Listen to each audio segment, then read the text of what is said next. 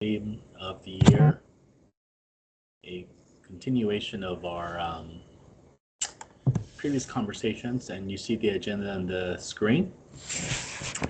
I will do my best to keep us on track, and we'll take our breaks, and I'll take roll call on the phone on the board. I know that Dr. Lara is excused today. She communicated with me this morning and I let Ali know. So I'll take roll call. Michelle Dewberry, are you here? Here. Great to hear from you. Sally. Oh, that's right. Bill, I see you. Rick. Present. Awesome. Rick. All right. Bonnie, are you here? Yes. I am here. Great to see you. Thanks. Good to see you. Thank you. Tony. Susan Miller. And Robert Young. Here. Great to hear from you. And I know Misty Wharton will be joining us in an hour or so. So we have Robert, Bonnie, Bill, Michelle. Here. Yep, there's Bill. Yep. So we have 5 of us. I'm Sally. I'm here. Oh, hi, Sally. Hi. Sorry. Okay. So we got 6 of us. So we can proceed, and we have our executive director, Ali. Yeah, by my count, we have Enrique, Robert, Bill, Bonnie, Rick, Michelle, and Sally. So I think we've got 7, and I think we can go ahead and move forward with the agenda, Enrique. Awesome, thank you. So I'll ask a motion to adopt the agenda with flexibility. I move to adopt the agenda with flexibility. Robert? Robert? I second. Bonnie. Awesome, Bonnie, thank you. All right. So you received the minutes in your email. Does anybody has any corrections or additions to make on the minutes? Enrique, I do. Robert, I was not present at the December meeting. Okay, thank you, Robert. Anybody else? All right, so I'd like to need a motion to adopt the minutes as edited by Robert. Bonnie, would you like to make that motion? Yes, I'll make the motion to adopt the minutes as edited. Awesome. We need a second. Second. Awesome. Thank you, Rick. All those in favor to adopt the minutes as edited and presented, say aye. Aye. Aye. Aye. Awesome. Aye. Thank you. Thank you. Cover the minutes. So welcome everybody. We are back to our previous presentation that we carried forward from the December meeting. We'll have the Delta Dental continue their presentation that we said that we want to finish in December. So Terry and your team, feel free to start. Terrific. Thank you so much. Really happy to be here today to talk to you about some of our innovative programs and initiatives that we've been working on. Go ahead and go to the next slide. So really quickly, today I'm going to focus on access as demonstrated through the strength of our provider network and member utilization. And then I'll touch on provider diversity and then close with a couple of our strategic partnerships. We can go to the next slide, please. Oh, sorry, one more. All right, so starting with access, Delta Dental of Oregon has the largest dental network in the state, which offers your members tremendous choice and provider access. We monitor that access in a couple different ways. And the first is by geo-access reporting. And this maps where employees reside in relationship to where we have contracted dental providers. The report you have in front of you was run in middle December, and it shows where shows OEB employees with access as green dots and employees without access as red dots. And we use the CMS requirements for ACA plans as our benchmark as to what meets access, and those definitions are on the top right. And the results demonstrate really great access to providers for all of your members. There are a few Delta Dental plan designs available through OEB. 3 of them use our broad Premier network, and 2 use our narrow PPO network. And out of the over 40,000 employees on the Premier plans, only 30 don't meet the standard for access. And for the nearly 3,600 on an EPO plan, only 3 employees don't meet the standard. Altogether, that adds up to being over 99.9% of employees have access, geographic access. And this exercise also shows us the average distance to the first, second, and third closest providers, which you can see on the table on the bottom. Go ahead and go to the next slide. Another way we look at access is by monitoring claims utilization, which tells us where members are choosing to receive their care.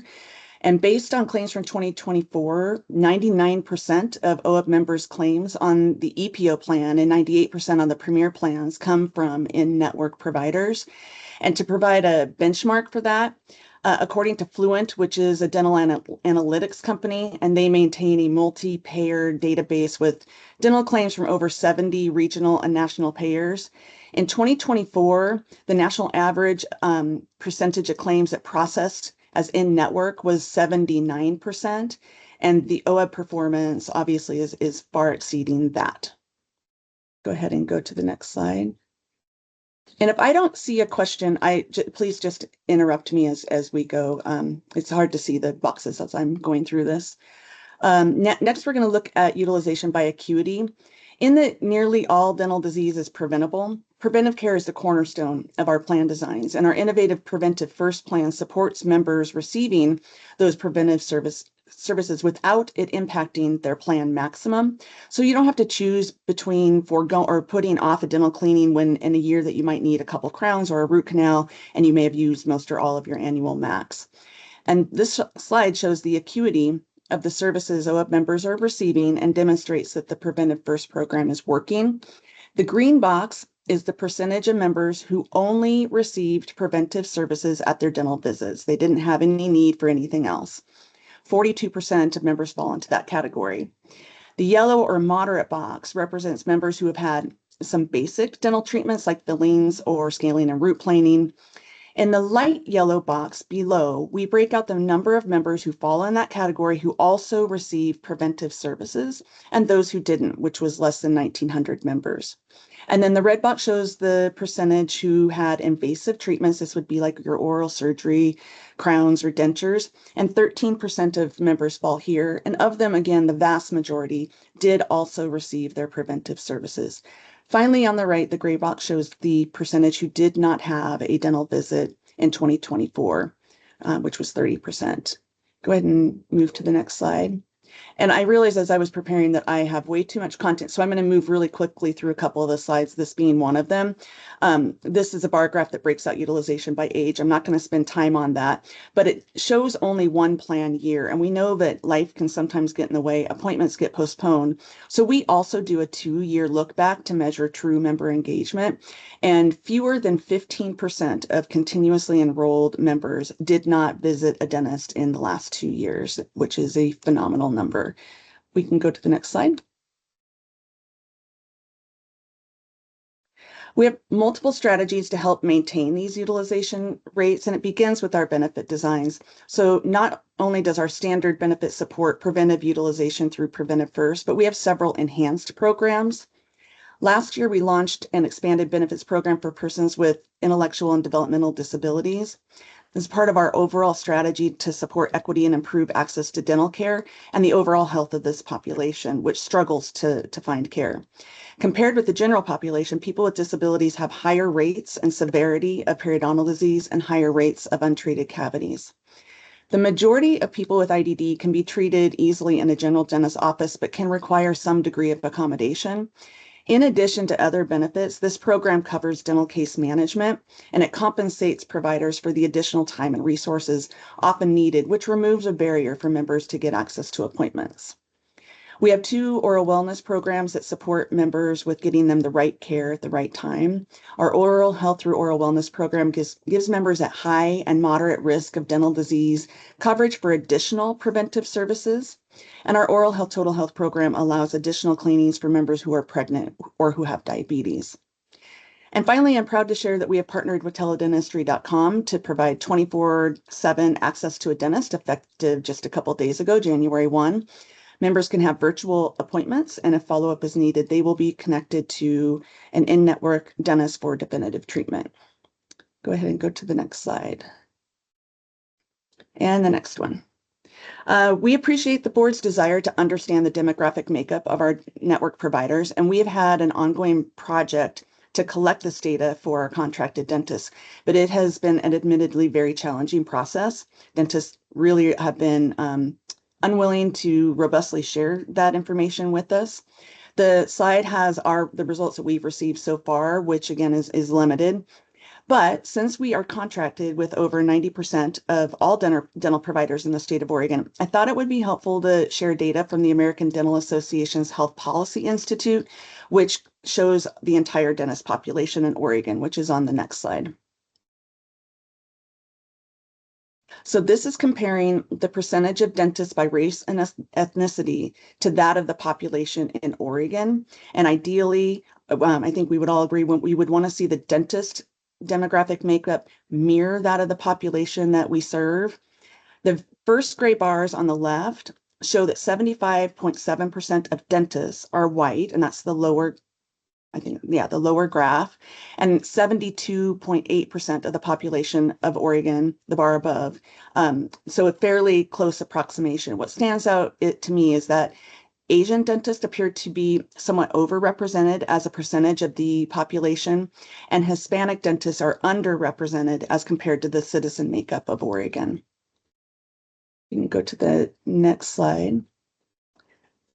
So while the current pool of dentists in the state, and actually it can be extrapolated broader than that, has a somewhat limited diversity. I think the way that we go about changing that is by investing in the future. Several years ago, Delta Dental made a commitment to support a diverse future workforce. The Future Workforce Fund was created that provides annual grants for workforce initiatives. This last October, the 3rd class of awardees was announced, and $1 million in funding is being granted to 5 leading organizations that you see on the slide that are dedicated to driving awareness of careers in oral health and inspiring school-age children to imagine themselves as future dental professionals. Go ahead and go to the next slide. I'm going to highlight just one of them. It's the Building Our Leaders in Dentistry, which is an Hispanic Dental Association initiative. It's a pre-dental school mentorship program designed to introduce dentistry as a career option and help influence more underrepresented minorities to enter the profession. Go ahead and go to the next slide. We also know it's important that members are able to search for dentists that best suit their preference. And what we're providing here is a snapshot of our Find Care tool, which has a number of different filters you can see listed there on the right to assist members in finding dentists that they would be comfortable seeing. And we can go to the next slide. And while we're really proud of our network strength, for us, the job is never done. We take great care in maintaining relationships with our contracted dentists and work really hard to recruit those that are not yet contracted. We're unique in that our professional relations team makes in-person visits across the state for recruitment. We do provider check-ins, and we offer education and training when necessary or requested. My team visited 93 offices in 2025, and we had a particular focus in some of the rural areas in Southern and Eastern Oregon. We also do numerous virtual trainings and in-person workshops for dentists and their staffs each year. Go ahead and go to the next slide. And the next one. I'm really excited to share the most recent Delta Dental collaboration effort, which is with the American Heart Association. It's called Healthy Smiles, Healthy Hearts. The purpose of this program is to help dental offices understand the connection between oral and cardiovascular health and to support them in educating their patients about it. It's intended to train dental professionals to conduct blood pressure screenings and educate patients on the link between oral health and cardiovascular risk. It aims to improve early detection of high blood pressure and support overall wellness through integrated healthcare. So why does this matter? Well, 29 million people visit a dentist each year, but not a physician, which gives dental offices an opportunity to be a critical partner in identifying risk factors. And patients are receptive to this. The Heart Association conducted a survey of dental patients and found that nearly 9 in 10 think their dental care team is an important part of their overall healthcare team, and 80% felt that it was appropriate to have information about overall health available in dental settings. Go ahead and go to the next slide. The program has multiple facets to it, including educational resources for both providers and the public. And you can see several aspects bulleted on the side. And you can also see some of the communication pieces, including a take-home card for patients with their blood pressure reading results and follow-up recommendations. A key part of this is being able to identify those at risk of hypertension and connect them with their primary care team for diagnosis and treatment. Okay, we can go to the next slide. Continuing in the theme of partnerships, I'm always happy to have a chance to highlight the amazing work of the Tooth Taxi. The Tooth Taxi is a Dental Foundation of Oregon program. It's a state-of-the-art dental clinic that travels to schools across Oregon and has been providing free care to uninsured and underinsured kids since 2008. Go ahead and go to the next slide. It began through a partnership between the DFO, OEA Choice Trust, and Moda/Delta Dental, and it was then ODS, so I kept the old school logos on there. Each of the partners recognize the devastating impact of dental disease on kids. And it was true then, and it remains true, that dental disease continues to be more prevalent in children than asthma. And anyone who has ever had a toothache can relate to the impact. It's hard to sleep or eat, and for kiddos, it can make concentrating at school a challenge. And further, young children, they often struggle to communicate about dental pain, so it will manifest itself as restlessness, hyperactivity, and behavioral issues, which can be really disruptive in a classroom. And the founding partners were committed to helping address this situation. OEA Choice Trust opened pathways for scheduling and communicating with schools. Awareness and trust in the program was built as a result, and Moda and Delta Dental has been providing the ongoing funding and oversight of the daily clinical operations. It's one of the parts of my job that I get to enjoy. One of my most one of the things I'm most proud of in my work. So let's go to the next slide, please. And here you see a snapshot of the patients that are seen on the van. The graph on the left is a demographic breakout, which shows 2/3 of the patients seen in 2024 were non-white. And the graph on the right shows the annual income for the students' households. And more than half of the children seen come from households with $30,000 of income or less. So this program has really become an essential oral health safety net. We can go to the next slide, please. The Tooth Taxi aims to serve kids across the state of Oregon, and the map shows little molars that represent the towns and cities we've visited. In 2025, the Tooth Taxi provided care at 27 unique school sites. Each school visit typically runs for 1 and sometimes 2 weeks. While on site, the team provides comprehensive dental service, so everything from cleanings and sealants to extractions and fillings. And in many cases, we're able to complete all the restorative surgical care needed. Being on site at a school lends itself to quite a bit of efficiency. If a scheduled kid is absent that day, the team just moves right on to the next child. The program has much to be proud of, so you can see a snapshot of the impact we've had on the slide. But I wanted to highlight that as of the end of 2025, the program has provided just nearly $9.9 million in free dental services for these kids. And with that, I think that's my last slide. Terrific. I would be happy to take any questions from anyone. Robert. Yeah, hi. Going back to the map that you had before, when the tooth taxi goes to a school site, is it available to all students in that particular school district, or does it go specifically towards a building?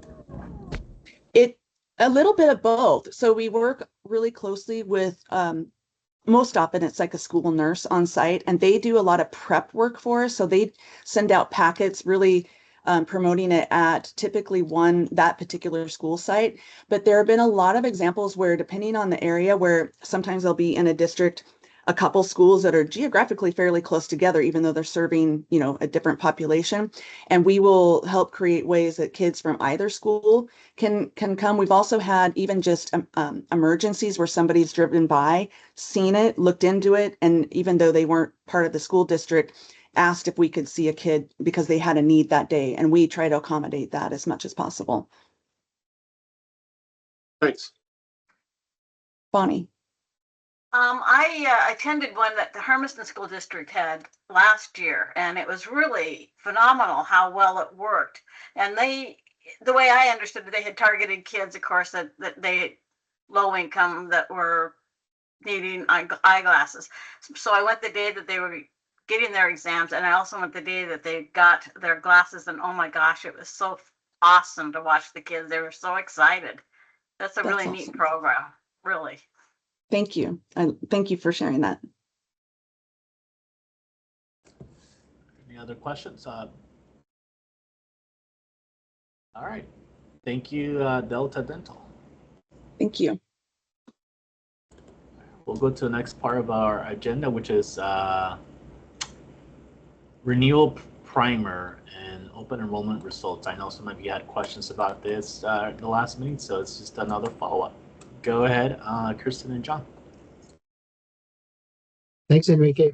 So I'll kick it off and then I'll hand it over to Kirsten. So first of all, we wanted to welcome everyone and wish everybody a happy new year. Hopefully you had good holidays as well. And then we wanted to kind of provide a primer today. And the goal today is really to equip the board for these upcoming meetings in February, March, and April, because these are really the key meetings for the year in many ways. In these meetings, we'll be looking at and evaluating the renewal proposals. And then in between meetings, we'll be negotiating with the carriers. And then towards the April timeframe, the board will be looking at balancing those options to get to that 3.4%. And then also the board will ultimately make the final decisions. And then from that, the rates flow out of that process as well. So I think the other thing too to keep in mind is the impact that OEB has in the surrounding communities. There are so many people enrolled in OEB that the decisions made by the board impact not only the OEB members but communities across the state. So again, our purpose today is to provide you with some information and some background. The board that is to kind of work more effectively through the next several board meetings. Next slide, please. Before diving into the details of the renewal process, let's take a step back and revisit OEB's mission, vision, and goals. Fundamentally, OEB is about improving the health of and well-being of its members, which include educators, assistants, local government employees, special district employees, and their families. As a additional benefit, OEB also works to improve the health and well-being of Oregonians as a whole. And as an example of this, impacting communities across Oregon and with OEB's innovative work is really a good example of this is the introduction of the doula coverage a couple years ago. And this set an example for other commercial plans by supporting and acknowledging the value of doulas in improving maternity outcomes and in providing access to them to OEB members.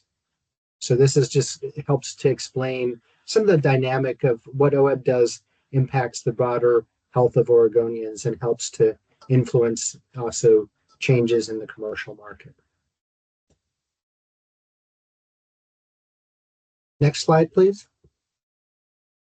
And I'm not going to go through this in any detail, but I think it's a kind of an important reminder, in terms of the mission, vision, and goals. And the mission, just to be clear, is really OHA's mission, of which OEB is part.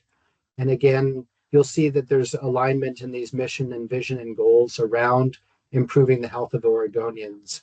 I do want to focus on OEB's vision, and that vision is to work collaboratively, with the members, the districts, the carriers, and the providers to really improve the health status of members, hold the carriers and providers accountable, provide affordable health benefits, support Oregon's health system, and I think the doula is a good example of that.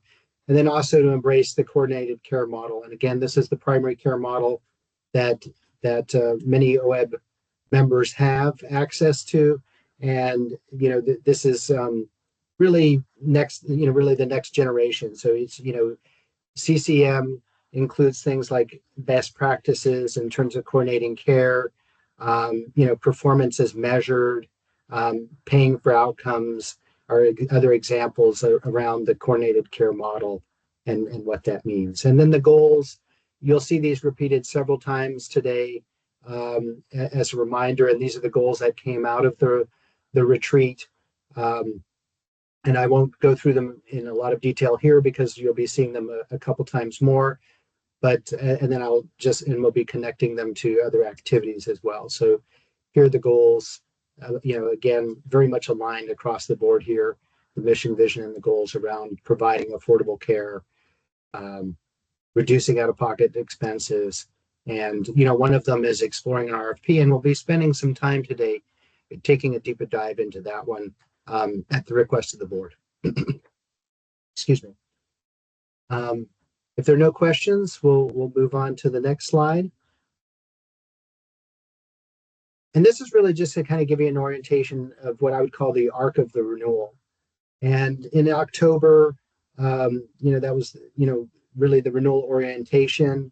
Then as we moved into November, some of the time that we spent at the retreat was used to establish the strategy. In December, the renewal letters were sent out to the carriers and vendors, and we did have an opportunity for board input into those letters as well. So there was those reflect board input. And then January, again, we're going through this primer to kind of get you ready for what's coming up. And that's really the focus of these next 3 months. So February, March, and April really are key in terms of the renewal process. And then end of April is really a hard stop. And this is a hard stop because the school districts and the other entities need to know the rates for budget purposes. And then the rates need to be loaded into the enrollment system, and then communications need to be developed for open enrollment. And that's really why we have this hard stop, at the end of April. And then, as you know, beginning with the new plan year in, 10/1, that's where, any changes and made by the board go into effect. So hopefully this gives you some context in terms of the upcoming meetings that we'll be having.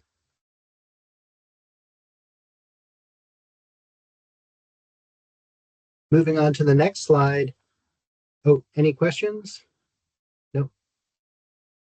So this is really just a kind of a quick recap of the meetings and the topics covered in those meetings up till today. So in September, in the September meeting, it was really more of a kickoff. We talked about health equity reporting guidelines, some PG, performance guarantee updates, and then an update on the CIO summer work group.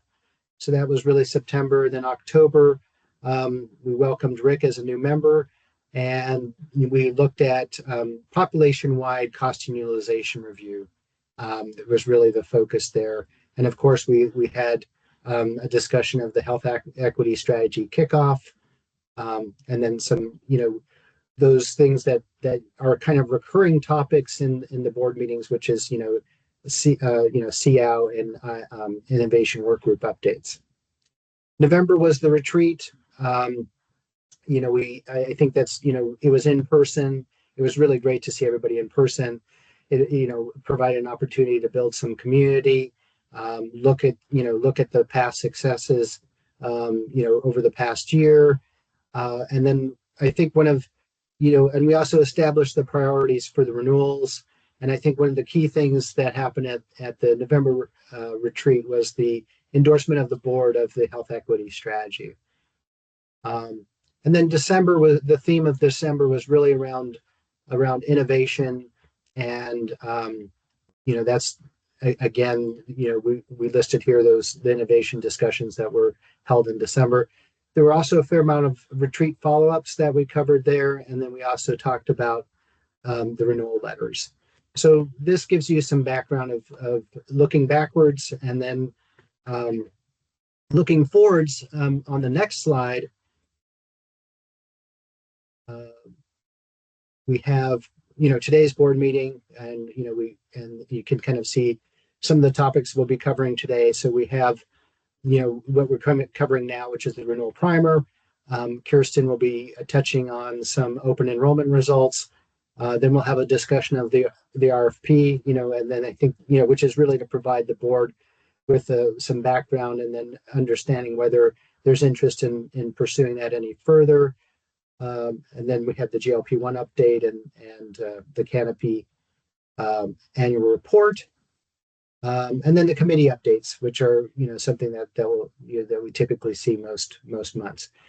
Looking forward to February, we're going to be talking about the non-medical renewals, just because we're looking to looking to do the medical renewals in March, to allow for some additional experience to go into the renewals.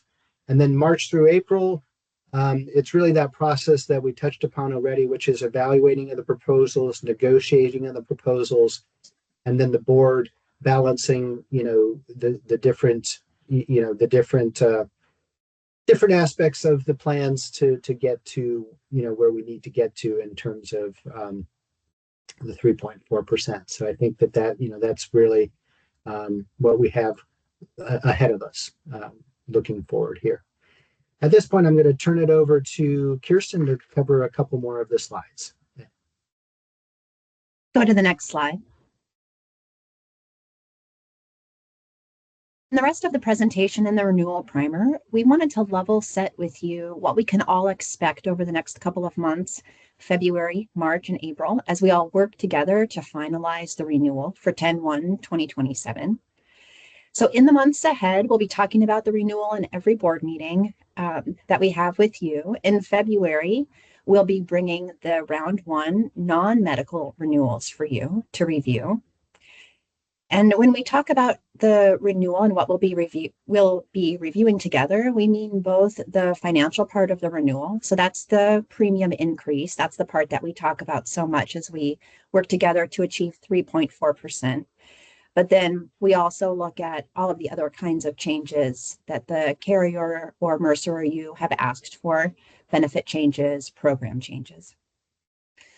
In March, we'll be reviewing the round 2 non-medical renewals. So in between February and March, we'll have an opportunity to take the feedback from you on the non-medical renewals that we get in February and reflect those in an updated ask of the carriers and say, hey carriers, we analyzed the renewals, the board analyzed the renewals, and we want you to do better about this, this, and this, or we didn't see this, can you work on that for us?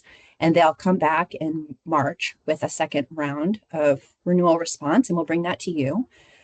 In March, we're going to see round 1 medical renewals. Again, initial premium changes, but also proposed program and benefit changes for your review. Similar to what we talked about between February and March with the non-medical renewals, between March and April, we'll be going back and forth with the carriers, and we'll talk more about exactly what we mean when we say go back and forth with the carriers. But we'll be incorporating your feedback from March and asking the carriers again to revise and provide a third and final round of renewals for us to consider for the non-medical in the beginning of April. And then in the interest of having the most current medical data possible, We are exploring a potential second meeting at the end of April where we would review medical rates again, updated with an additional month of data, and there's some advantages there. And then in order to make open enrollment deadlines and rate deadlines, marketing material deadlines, we'll work to have all decisions wrapped up by the end of April with you. So let's dig in a little bit and see exactly what happens behind the scenes back and forth between the board, the carriers, OHA staff, and Mercer. Ollie? Yeah, thanks, Kirsten. Just wanted to mention, typically the board has gotten together in person, the first meeting in April, and this year it's looking quite likely that there's going to be that second later meeting in April where we may ask the board's availability for getting back in person for that second meeting. So just putting that out there right now so folks are prepared for that discussion. Thanks. Great. Thank you. Yeah, we always have such robust discussions when we are in person together. Rose, let's go to the next slide, please. So we're going to talk about both the what. So what are the different things that we're going to talk about that are in the scope of the renewal and will come up during the renewal process over February, March, and April. And you might be surprised to find out just how much is on the table for us to negotiate with the carriers during the annual renewal cycle. For example, we can change the number of plans that are offered. So we'll see in the open enrollment presentation that OEB entities really value choice. 40% of the entities within OEB would qualify as small groups and not have access to the broad amount of choice that's available through OEB. There are 11 medical plans, 7 dental plans, and 6 vision plans, depending on your service area, that OEB entities get to choose from. And that number can change based on what you want the carriers to do for the next plan year. Plan designs also can be changed, and depending on the renewal goals for each year, sometimes we do make some plan changes. We've had to the last 2 years because of financial considerations. Plan design changes include things like copay, coinsurance, deductible, and out-of-pocket maximum. The network design of the plan can be changed. And when we talk about network design, we really mean how broad of a choice of providers members have. There's a trade-off. The more providers you give members access to, the less control over price you have. So there's a balance there. Plan costs can be negotiated at renewal. You'll see in a later slide that about 90% of the premium actually is related to claims and 8% is related to administrative expense. And that is something that's negotiated back and forth between Mercer and the carriers. Which services and conditions should be addressed by supplemental programs each renewal?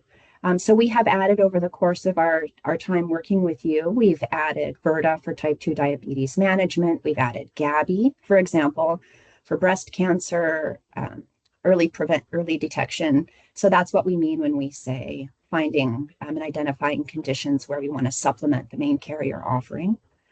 We can change performance guarantees at renewal.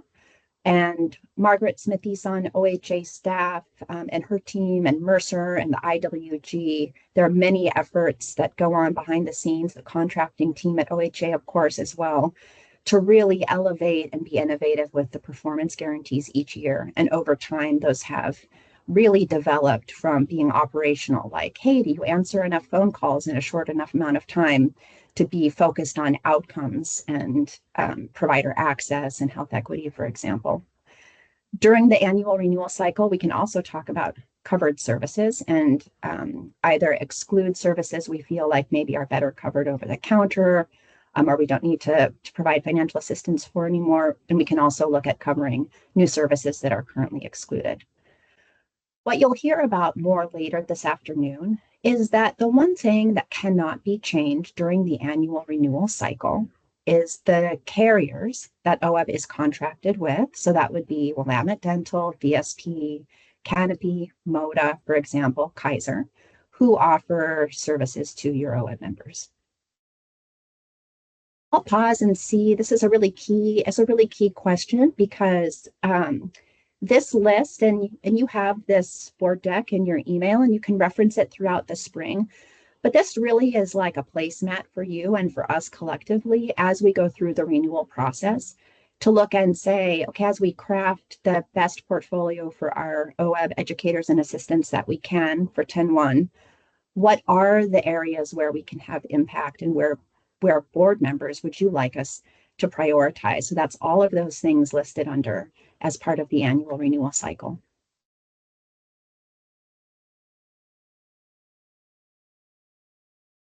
Tony?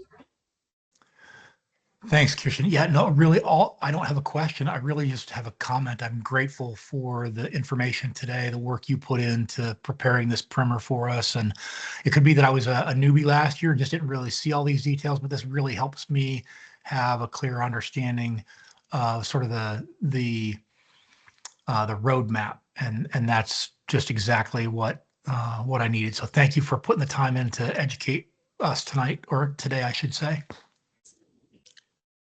Yeah, thanks, Tony.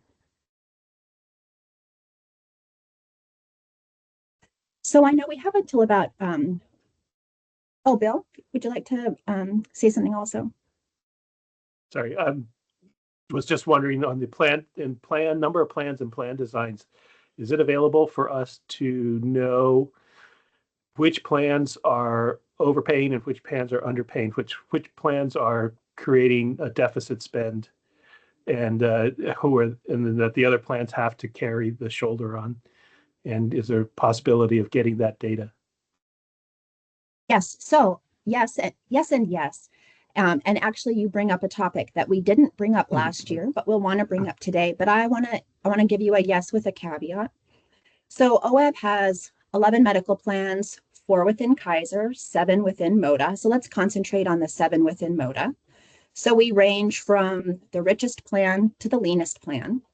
And of course, we have a premium differential between the richest plan and the leanest plan. No matter which carrier was offering plans or which employer we would talk about, the spread is never going to match the claim spread. And that's intentional by design, because if you actually priced them according to their value, the richest plan would be so expensive that it would have what we call anti-selection, which essentially means it would wind up being more expensive even than its premium. And similarly, the cheapest plan would wind up attracting all of the healthy risk even more than normal. So we artificially narrow the spread deliberately to help make the rates sustainable over time, but there does need to be a true up year over year for that bill.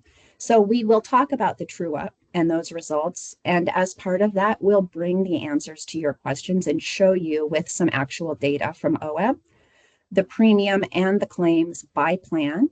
And then we'll talk about here's the premium spread and why we might constrain the premium spread. And then we will talk about making some adjustments. In particular, you always have to true up the highest deductible plans because there's some interaction with trend there that we can get into more later. Yeah, thanks for raising that point. Thanks.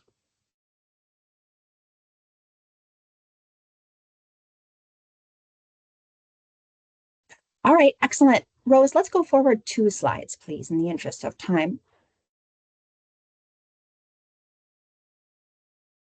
Perfect. So the slide we skipped over, I'll just talk about it as we talk about negotiate, because it's really an iterative process between evaluate and negotiate. So Mercer already requested the first round of renewal rates and proposals, benefits and changes and things from our carriers back in December.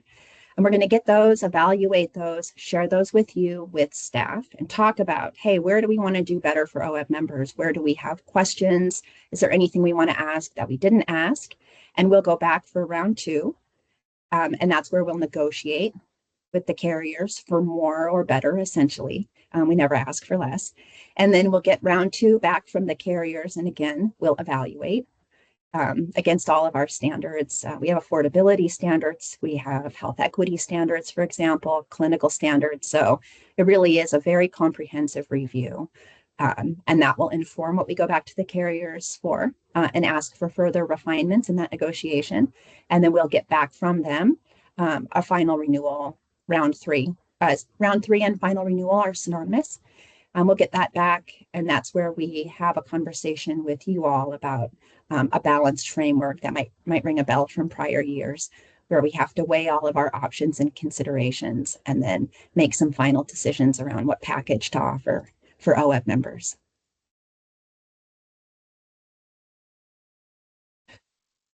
Perfect. Rose, if you will skip ahead, please.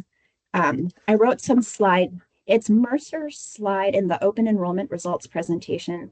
It's Mercer's slide 6, which I think was page 47 in the OEB board binder, whichever is easier for you. I think there may, Tony might have had a question. This one. Oh, Tony, do you have a question? Yeah, this is the right slide. Thanks, Rose. Go ahead, Tony. I'm sorry.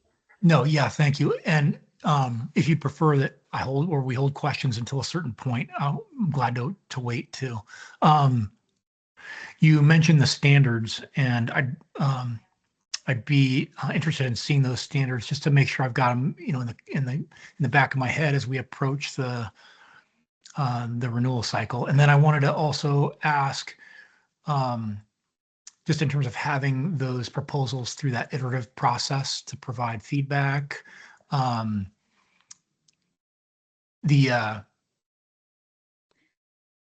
Yeah, I guess I'm not sure I have a question other than I'll be grateful to, to have those far enough in advance of our meetings to be able to, give them sufficient consideration. So in that iterative process. So, and again, having those standards, if they're available now, I'd sure love to have a copy of them. Think about that. In some situations, the standard is very concrete. For example, the financial standard is 3.4%. If we talk about access, also, there are very clear access standards because they are published minimums.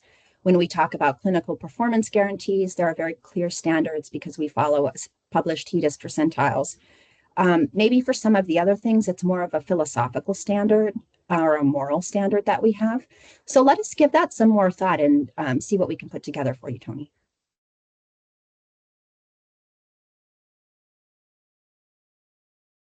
So you're looking at on this slide, and we included many slides about open enrollment in the interest of time, because we really did want to have the RFP exploration conversation with you. In the interest of time, we aren't going to talk about all of the open enrollment slides. We're going to hit on 3 of them, but we will hit on the overall results slide, which is to show that for medical and dental and vision, and really for the carriers within each, enrollment was stable from year to year. Maybe that's interesting to you. It was interesting to us because there were more dramatic plan changes required last year than in previous years. And so whenever that happens, sometimes that creates the potential for movement within plans or carriers. So we were interested to see that generally across the board, enrollment was stable.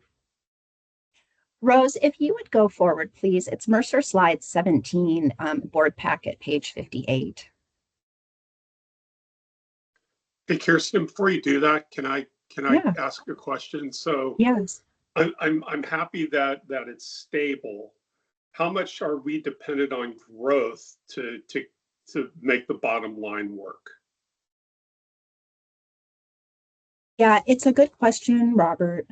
So it's a complicated answer, but here's a simple place to start. There's a kind of a general actuarial assumption that for every year a person ages, the rule of thumb used to be about a 3% increase in claims expenses. And for those of us, as we get older, we are living this out, right? Like you need more and more preventive care. And then sometimes the preventive care has required follow-up care. So the older we get, the more expensive we are, with some caveats around, maternity expenses, for example, and newborns are kind of the 2 exceptions to that. But when we say there's value in growing, it's because when we have, new employees and coming on board, maybe they're younger, and so they help keep our average age low. So growth, both last year and the year before, Georgianne and you all worked very hard to bring new entities into OEB, and we did have growth the prior 2 years, I think about 3% each year. So it's very exciting. Certainly, it remains a big goal for us too, Robert. And so I think the answer to your question is it's important to have some growth. And I know we'd all like to see OEB continue to grow over time. Thanks. So just for a little bit of background, I'm not sure everybody on the board has seen this slide before. This is part of our standard open enrollment deck that we prepare for you each year. And what it highlights is that, you know, the role of the open enrollment deck, of course, is to satisfy our curiosity, like what happened on 10-1. But more importantly, it's our due diligence into how is our plan design line up and how is our portfolio being received by the entities? Like, are we providing value in offering 11 medical plans, 7 dental plans, and 6 vision plans? Of course, the more plans that you offer, there's more complexity. I know you guys experience that as with the renewal as well, because we're just talking about more things with the number of plans that we have offered. And so when we prepared this slide for the first time 2 years ago, we were really interested and heartened, honestly, really encouraged to see that the entities really value choice. And let me show you how to see that on this graph. So we can look at the first graph with the turquoise and purple. The 4 Kaiser plans are in turquoise, and the 7 MODA plans are in purple.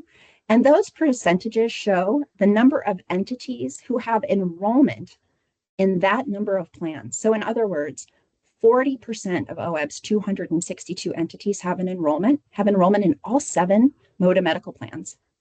We separated MODA and Kaiser because the service areas are not exactly overlapping, of course, but even within Kaiser, 42% of entities have enrollment who are in the Kaiser service area in all 4 Kaiser plans.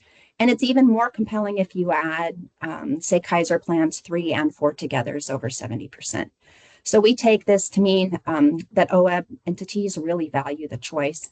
And that trend is echoed in the dental plan graph as well, and then also in the vision plan graph. Hey, Kirsten, sorry again, Yes. Robert. This is kind of an aside, but I see that Plan 7 has 40%. Yes. Is there a way to determine just roughly the percentage of healthy people that are on the plan, and then a percentage of the people who cannot afford anything better than Plan 7? I have to think about that a little bit, Robert. Initially, the first half of the sentence you said, I'm like, well, yeah, sure, we can pull risk score by plan. And risk score is, it's this algorithm that looks at the claims data and looks at the risk scores assigned to each person. And the risk score is a little formula based on the claims diagnosis and claims costs that a member has. So the more diagnoses and costs you have, the higher risk score. So we can get a rough ballpark of overall health, that way. But the second part of your question, I don't know how to factor in the affordability aspect of it. I think I definitely want to think about that some more for you, though. Yeah, and maybe it's not worthy of a detailed dive into it, but maybe it's what's left after the risk score. Because otherwise, if I have a high risk, why would I go on that plan unless I can't afford Plan 5? With one caveat, Robert, too. The caveat is that, and Plan 5 is such a good example. I'm really glad you mentioned that. Plan 5 is paired oftentimes with an entity-sponsored HRA. In some cases, the HRA is high enough to make the deductible mirror the richest PPO plan. It is also true with HSA plans 6 and 7 that not only is the entity potentially contributing towards the HSA, but also the member could be contributing as well. So depending on the member's tax preferences and utilization preferences, there is a cohort of people who, for more financial reasons, choose to be in an HSA plan. So we'll definitely want to think about that too, Robert, so we don't accidentally lump them into can't afford something better when it's more of a strategic family budgeting, financial choice. Got it. Thanks. Mm-hmm. Bill? Hey, I just want to clarify terminology between you and Robert just now, because the way I thought you explained the chart on the left with the blue and the purple is that 40% of the entities have 7 plans in use, not 40% of the people are in Plan 7. Which understanding is correct? Because Robert said one thing and I thought I heard a different thing. I just didn't look at it correctly. That's all. But my question stands. It's a Yeah. non sequitur now. It was tangential. Now it's non sequitur. But the understanding is that 40% of the entities actually utilize all 7 plans. Is that correct? Correct. Got it. Thank you. Yeah, and we wanted to look at one more slide, Rose, and I know we're a little bit over time. We'll make up for it in the next presentation. This is important for you to see. Yep, on one. Perfect. You may also not be aware. So of course, we talk about OEB entities. We have school districts. We also have hospital districts or utility districts. There are a handful of other entities that are not school districts within OEB, but overall, we have 262. But within that, so what you're looking at here in green, those are the percent of entities. So the percentage of the 262 by their size. So in other words, of the 262 entities, 40% of them, so almost half, right, like 125 entities, have only between 1 and 50 employees, putting them in the small group market, which has a lot less flexibility and access to some of the innovative care that we've been doing within OEB. And only 4% of our entities are the largest entities in the 1,000 plus category. Over on the right, you can see that the largest entity has 4,446 employees. So that's it for open enrollment. You are free to peruse the rest of the open enrollment slides at your leisure. We break out enrollment by carrier, by plan, so you can see what people are preferring. Overall, enrollment is stable. Go ahead, Robert.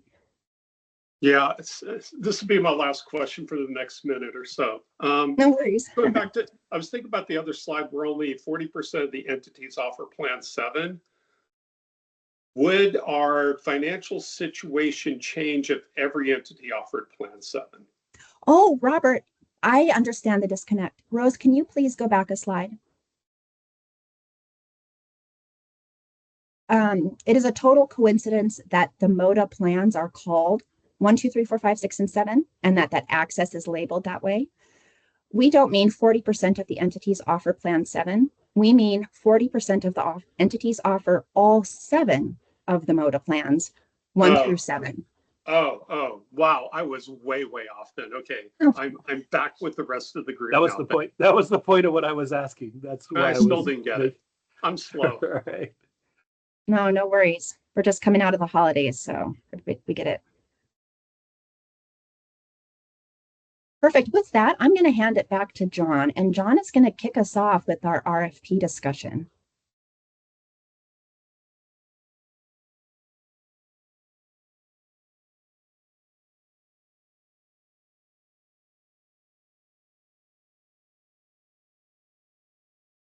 Next one.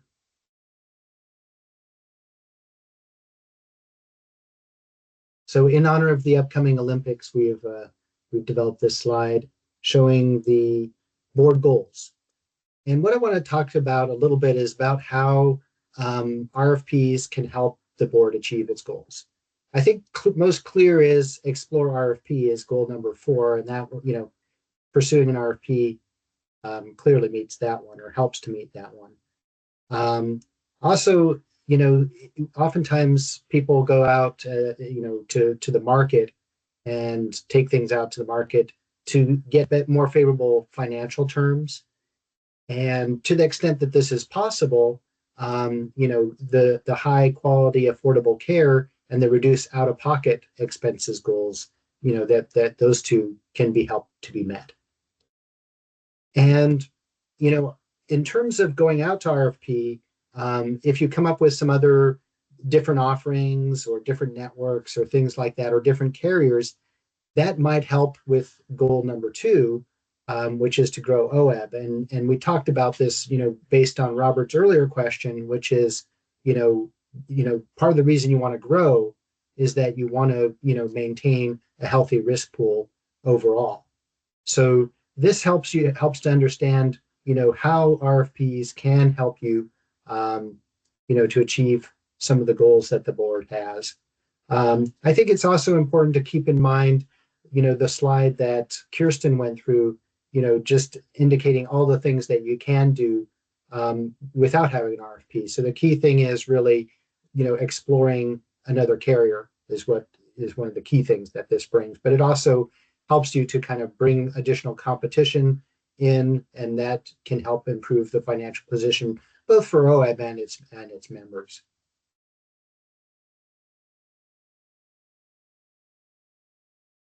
Okay, let's move on to the next slide. So I think there's an expectation that the board periodically take, the medical carriers as well as the other vendors out to bid. I think that one of the key reasons for this is really due diligence, to make sure there's nothing better out there that could better serve, the members and the districts and the entities. I think some of the other reasons it's good to go out periodically to the market is really to understand and take advantage of, new developments in the market and innovations, such as new carriers, new plans, new networks, new products, new clinical approaches, and really just making sure that the board is keeping abreast of developments in the market. Rather than going through the history of RFPs for OEB, we'll do that on the next slide rather than on this slide. What we want to talk a little bit about on this slide is really, why is there a 2 to 3 year, why is this such a long process? And I think it's important to understand, that public procurements are a carefully choreographed process, that take 2 to 3 years between the development and implementation of, potential changes, and wanted to help understand, what is behind this time frame.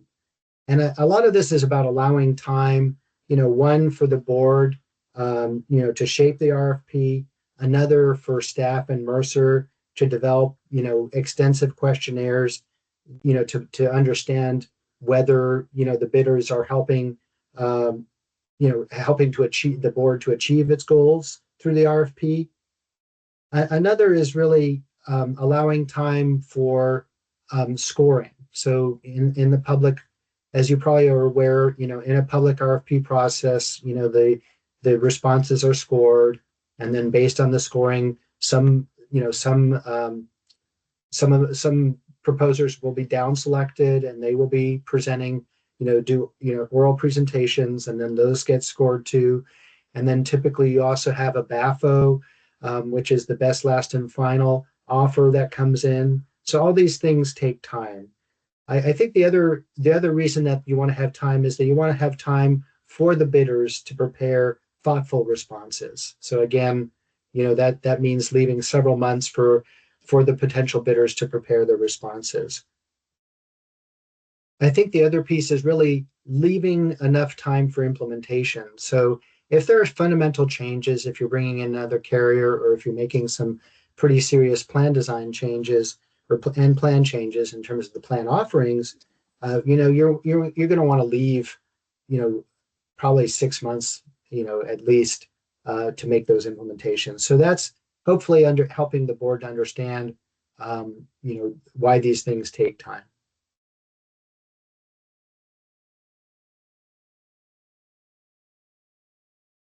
If there are no questions, we'll move on to the next slide. And then on this slide, as I indicated, we're going to, Bill, you have a question? I'm trying to remember from my review last night if my question is coming up. So if it's coming up, I don't remember all the slides that I went through. Oh yeah, no worries, Bill. Go ahead. But I'm wondering where in the process that you just had in the last slide. So my concern is when we're doing RFPs, and I used to be mayor, so we did a lot of RFPs, but where the process is where you're throttling who is potential responders to the RFP. In other words, if the RFP is so difficult to respond or set in a certain way that Virginia Garcia couldn't even possibly respond because it's too big of an investment to respond because the RFP is written as such, or it's got constraints on it, where not everyone in the middle range of possible providers can even respond. How do we throttle that? How do we prevent that throttling? Yeah, I mean, I think that those are part of the board's involvement is to help with that, right? In terms of, how deep do you want to go in terms of the questionnaire and things like that. And that's really going to be key, because it is a major investment, and we definitely recognize that for the bidders to complete these these RFPs. So I think it's getting that balance of making sure that you're collecting enough information to be able to make a determination whether that bidder is competent and helping the board achieve its goals or not. Does that help? Because it is really a balance in terms of how extensive you want the RFP, because it is a major investment. I understand that, and I just want to make sure that we also consider both sides, that that we're not wiping out and only allowing 3 people to bid. In other words, right? Yeah, either intentionally or unintentionally that could happen. Right. Ali, please. Yeah, I mean, I think what you said is right, John. I think this is unequivocally the biggest task the board will have as far as your tenure on the board. And but you're right, John. I mean, the board can choose to be as involved as you want to be at a real granular level, or cede some of the work and authority over to staff and Mercer. But that's part of that process of really the iterative process of structuring the RFP and making sure that it's got the board stamp on it. And Ali, yeah, go ahead. I was just going to jump in. This is Brian. Thanks, Brian. PEB and OEB contracts team lead. Part of what we're going to have to spend months talking to the board back and forth about is how we structure it, what the board's involvement is, and that's not likely going to be a very quick discussion. We have some various challenges around public meetings and public records law, where if a quorum or more of the board intends to heavily participate and evaluate, we're going to have a more challenging process to iron out and to figure out than if we had fewer board members doing evaluation and scoring. So, and again, this is something that would be teed up in future board meetings. And to John's point on the slide before, I want to emphasize, like an RFP of this, complexity and size, in a perfect world would be closer to the 3-year than the 2-year duration.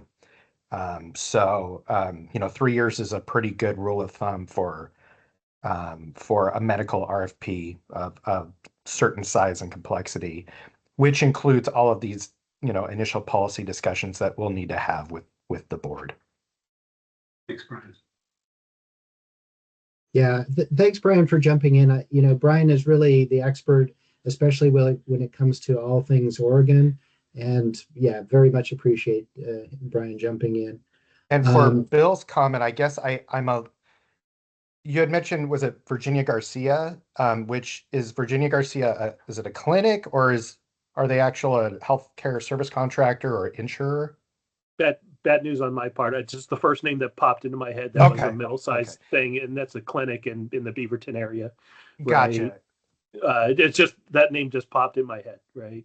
I was just trying to think of a smaller provider, right? Your point is well taken, though, in that inevitably the state will include certain terms that we can't negotiate and we cannot budge on, and sometimes those terms, non-negotiable terms, are reasons for certain proposers to or certain organizations in the marketplace to bow out of the RFP. So part of our the struggle of an RFP is to make it accessible, but also to have some stringent requirements, some of which may lead certain bidders to not submit a proposal.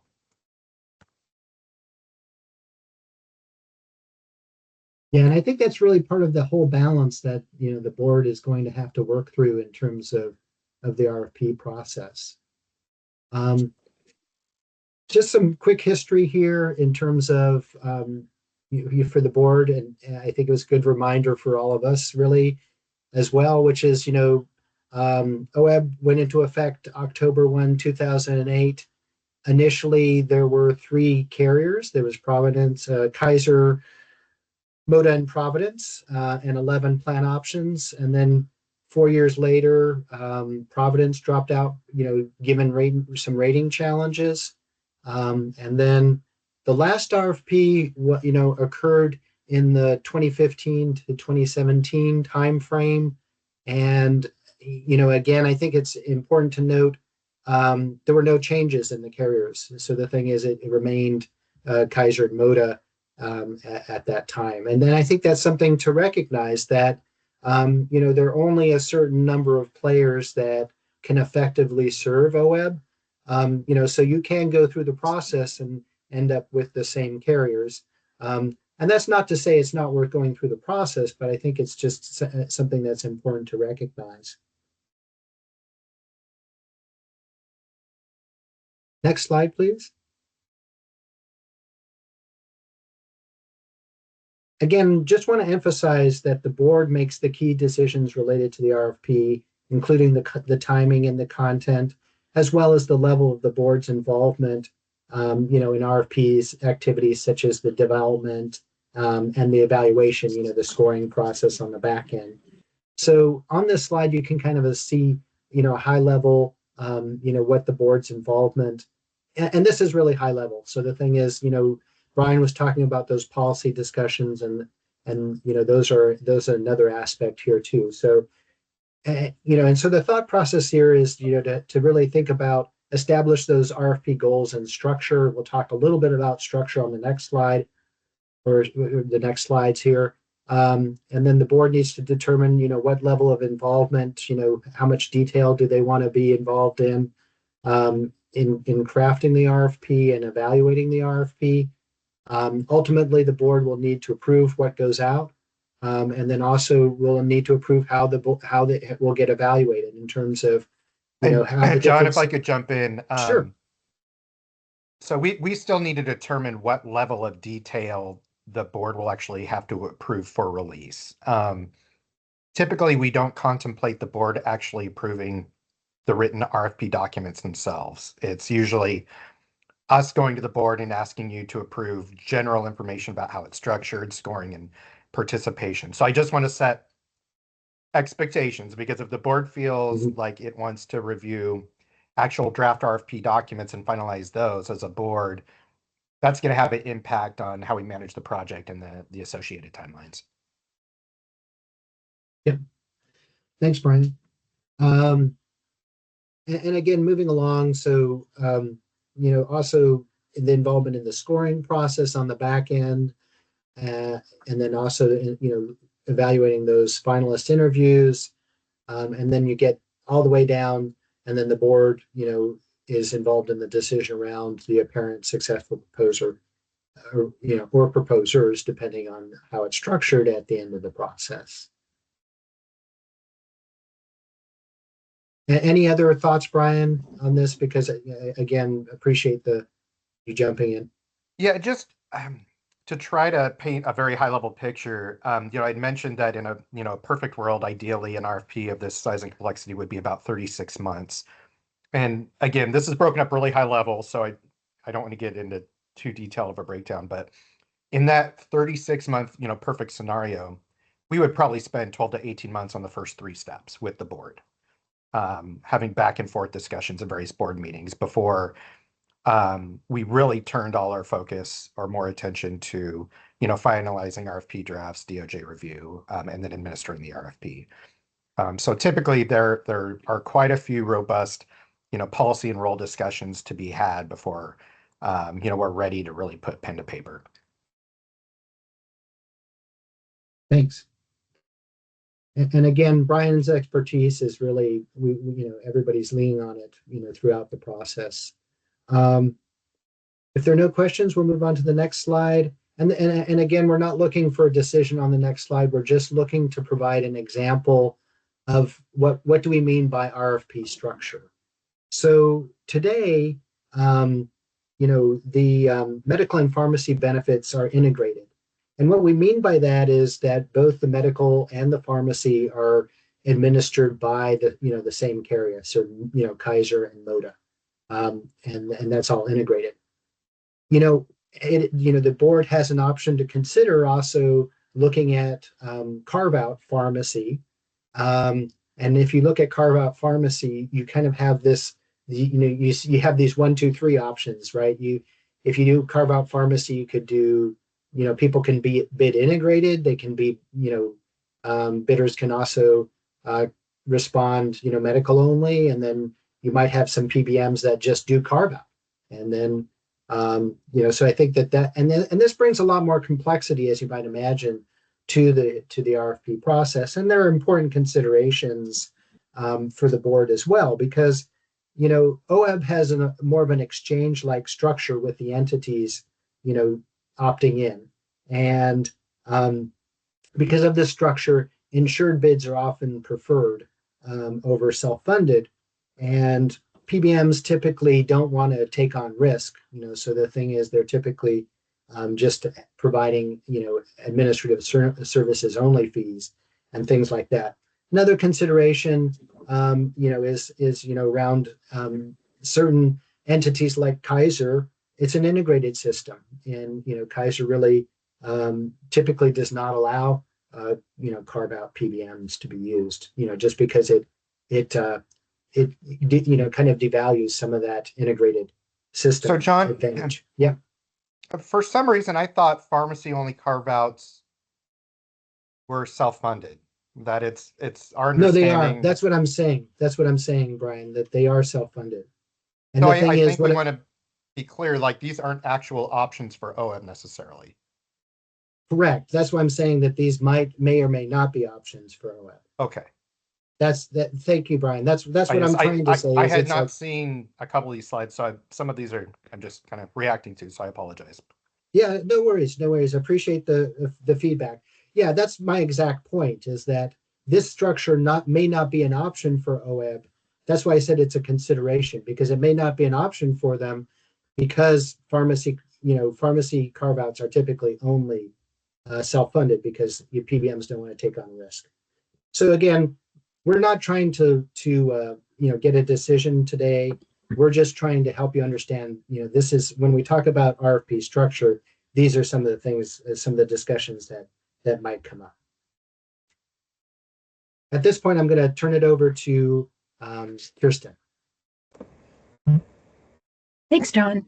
Just doing a little time check here because I know we wanted to wrap up our RFP discussion by 2:15. So let me just orient you, board, to our remaining slides within this discussion.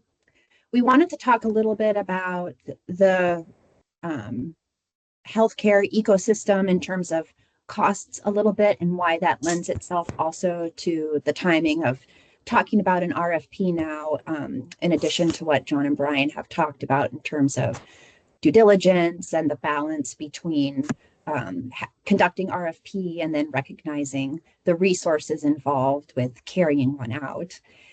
It has been a while now since we have done the last RFP for OEB. And on slide, if you'll go to the next slide, Rose. This is a slide that we typically show you during our round one medical renewal presentation. And we're bringing it back with a 6-year history just to show you how the round one renewal increases coming in from our carrier partners reflect what's been going on with the healthcare ecosystem. And I know we talk about this every year, that between provider shortages and having to staff up, and then the increase in access increased the appointment availability, and then we had members waiting to fill those appointments, both because they have more healthcare conditions than they did before. Also, preventive care guidelines have been becoming more rigorous for some subtypes of screenings. Also, the way we use care has been changing, and we just expect to be able to use more care when we want to. So for all of these reasons, our members have been waiting to access care, and it's not necessarily a bad thing for sure, but more care does come with a cost. And then, of course, we have underlying inflation, which has impacted the economy and the cost of services, the cost for providers to provide the services. So there have been some headwinds that we've been working through together for the last few renewals coming out of COVID. And so just in combination with the time since we last conducted an RFP, the significant amount of innovation that is going on in the market every day related to healthcare, and then also the financial considerations that we've been facing and will continue to face, all just lend itself to, why the timing of this is this conversation it's important for us to be having now. Let's skip over the next slide and let's go to the slide called Illustrative Premium Rate Buildup. So with that said, part of this presentation is about education and also setting expectations. So, we definitely heard from Brian about the 36-month work period. We heard from Ali, this would be a significant effort for board members to undertake. And we have, a timeline, that we talked through as well. And just to set expectations, health insurance is unique from other products that are procured through RFP, and we'll certainly be talking about that more with you if this work continues. But we did just want to level set that when we talk about costs for OEB, because OEB is fully insured, well, it's minimum premium, but it functions like a fully insured contract. 90% of the premium is related to claims, and claims at a simple high level, claims costs are determined by provider contracts. And within the provider contracts, which are held between carriers and providers, we have Senate Bill 1067, which mandates provider reimbursement for some hospital facility services. We have claims and the number of services that members have. That's 90% of the premium. And then I said 8% earlier, but I meant 6%. So 6% of the premium is administrative costs only. So there's an opportunity to negotiate there, but obviously with only 6% of the total cost being allocated to administrative expenses, it's not going to be a huge win. 2% is regulatory fees, specifically, oh, perfect, Tony.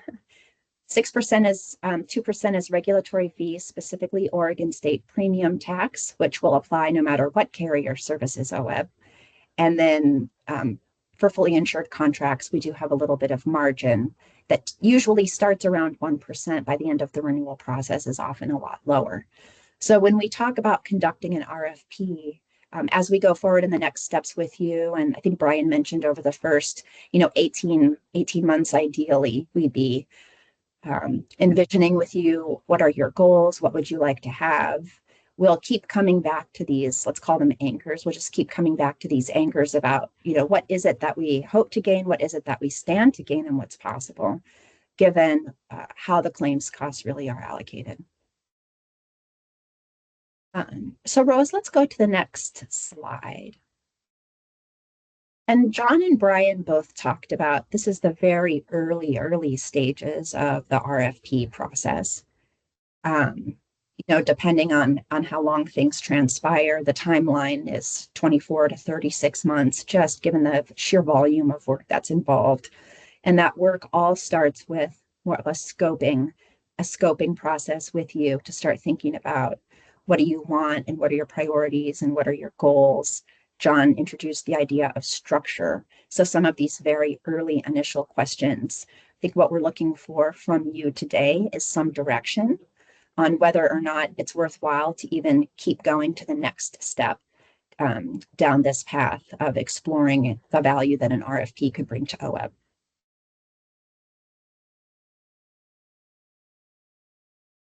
So Enrique, maybe I can ask you to facilitate that with the board members.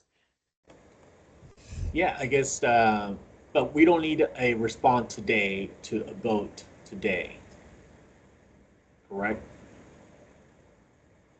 Well, we are asking the board to let us know if you want to collectively proceed with us down the process of continuing to explore an RFP with you. Okay, go ahead, Ali. Yeah, I think it'd be helpful to get some action direction for staff and Mercer to pursue the next steps. Enrique, just to, there could be board members such as the last time we brought this to the board that weren't ready to go to that next step and put that level of resource or commitment into an RFP at the time.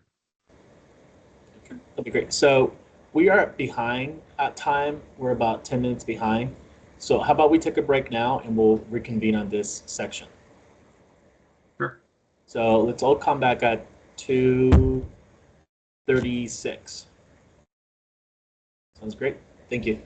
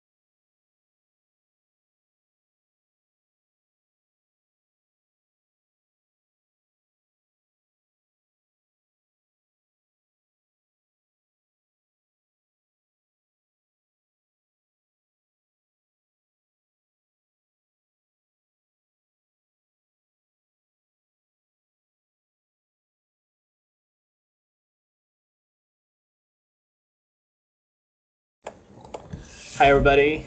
We're back. Thanks for the 10-minute break. I'll leave it to you. So essentially what we need or the ask from staff for us to be able to continue to move forward with the RFP for our own due diligence and transparency, it'll be best if we just have a motion that will allow the staff to move forward with the RFP process. And it is my understanding from our meetings that PEP will have the results sometime in the next upcoming month, so we can look and compare, if I'm saying that correctly, Ali. Yeah, I mean, I think over the next few months, several months, the results of the PEB RFP. Hey, will Ali, be this is coming Brian. public. Mhm. Go We're ahead, currently planning on having the PEB board select winners late April or so. April. Okay.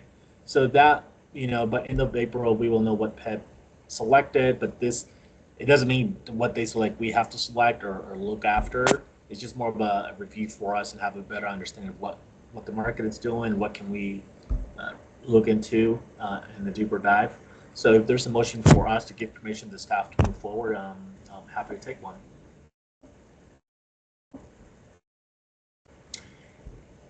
Tony, go ahead.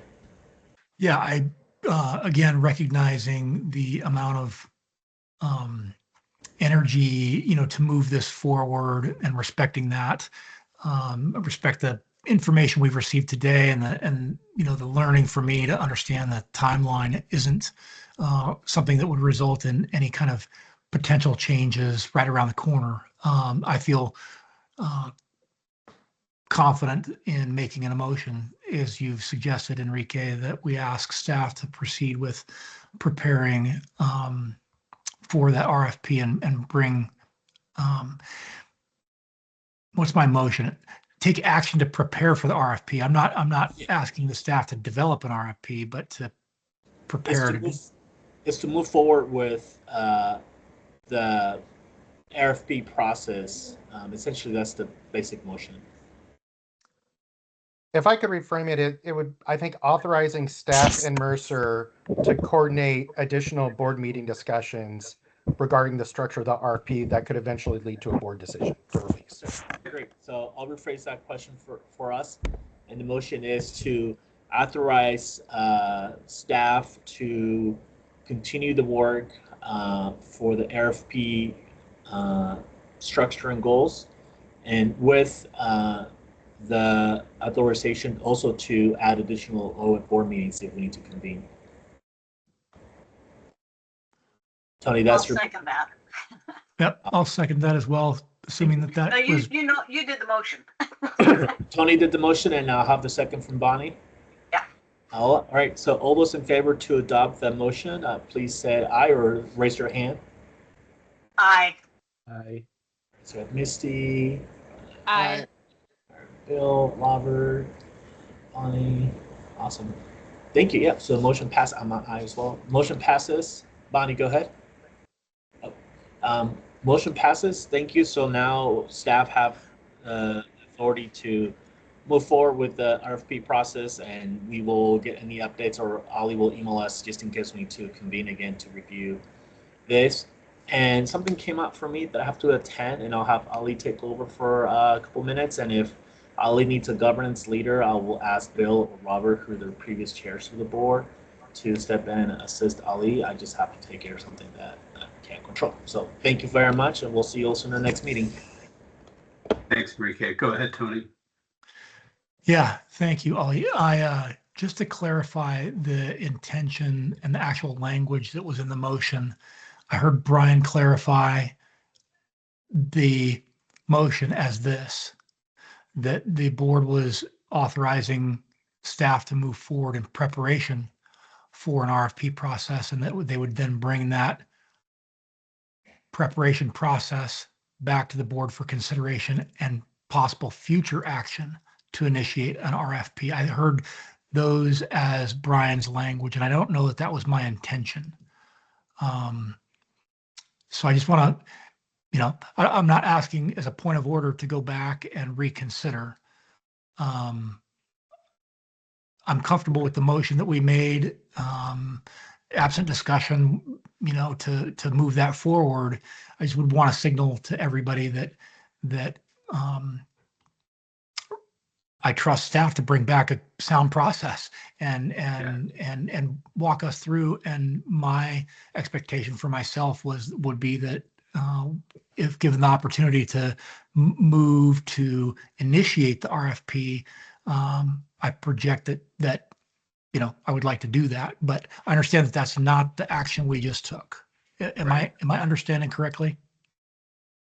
That's correct, Tony. I appreciate the clarification, and I think really it's really captured right there in the bullet that this is just proceeding, for the on the next steps to pursue an RFP, and the actual decision would come down the road Prior to the release to market. And I think that that's just a Yeah. helpful clarification. And I appreciate, Brian, you teasing that out for me so that I could line it back up with the slide from Kirsten. So thank you.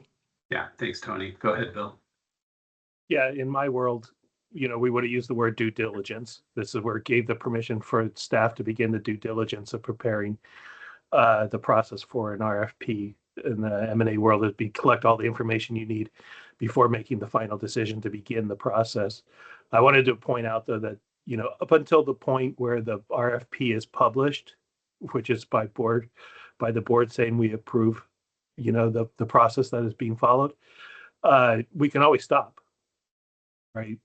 Absolutely. We can always say, hey, information has come to us that is new and we didn't know, and we can just stop the process up until the point where it's published.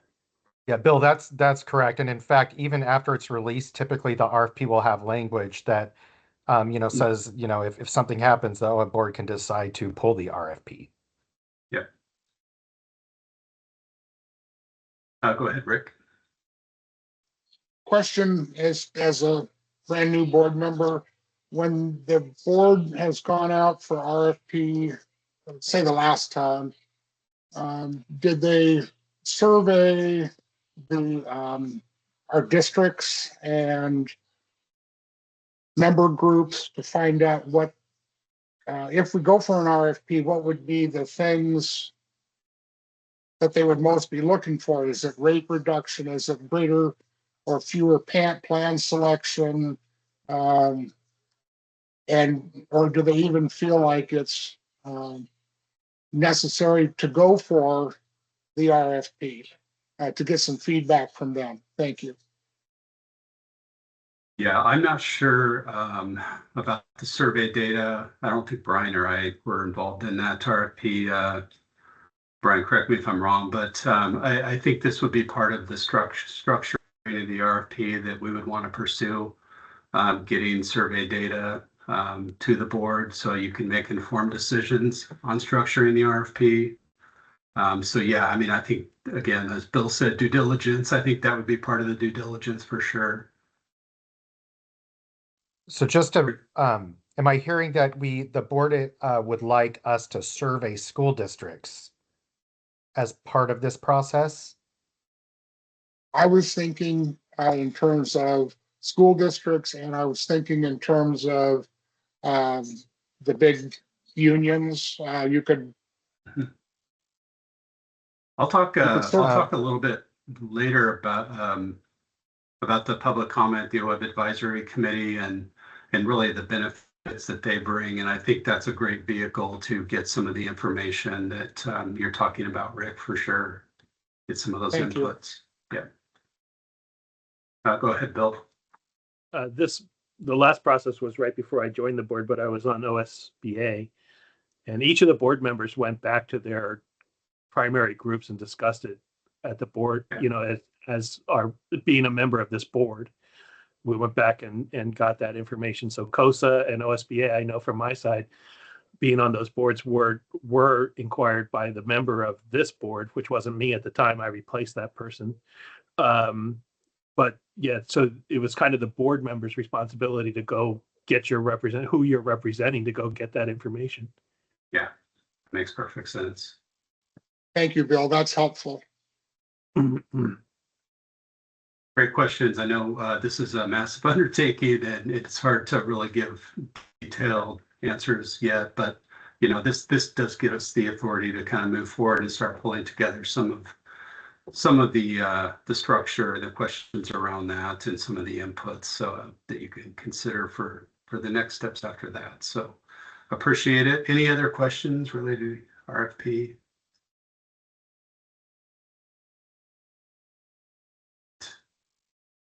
When we get to scoring, does it involve an octagon or a ring with four ropes around it?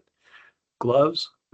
Right. The scoring is that where lot more is that where Pep complicated is than at? you would imagine. Believe me, I went through a half one of these and it was amazing. Yeah. Actually, I went through two of these. Right. The amount of effort is incredible. Right. Yeah. All right. Thanks for that. Next, we have a GLP-1 update from Sarah Drake at Mercer. Are you here, Sarah? Yes, I am. Thanks, Ellie. Yeah. And so in the interest of time, knowing that we're running a little bit behind and we've got Canopy, I think we're going to skip a few of the initial slides here for a couple reasons. One, for time, and also the market on GLP-1s for weight management has been changing so quickly that between the time that we put together these slides just before the holidays and today, there's been a lot of change in the market. Specifically around now, there's a new version of oral Wegovy that you've probably seen on the news, and some new direct-to-consumer pricing that's been announced. So that is out there. We are definitely monitoring it. We wanted to give you an update on what we're seeing in the market landscape. So if we could start on slide 8. And while we make our way there, also wanted to let you know that we are including in the renewal letters, we're asking the carriers to provide us with additional information and projections on the cost of adding different configurations of coverage for weight loss or the weight management and GLP-1 categories specifically. Know the market has changed quickly. We know that there's a lot of new indications, and you can see those in some of the previous slides we didn't have time to go through today. And so we really want to get some updated projections on what that cost might be for adding coverage. We know that it's not likely to be able to fit in given some of the challenges that Kirsten went over today as we talked through some of the renewals.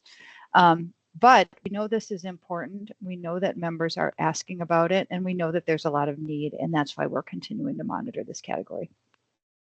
So when you look at this first slide here, just some updates on what we're seeing in the landscape from the Mercer perspective. We're starting to hear a lot of discussion about employers actually removing coverage. We do still see some employers adding coverage, but we're hearing a lot more over the last year or so of employers removing coverage due to a couple factors. Number one is the combination of the cost and then the prevalence of the condition. A lot of people want to use these medications. And then also with some of the new lower prices that have been introduced by the manufacturers through direct-to-consumer pricing, we're seeing a lot of interest in, subsidizing self-pay options like HRAs or some kind of pharmacy savings card for members.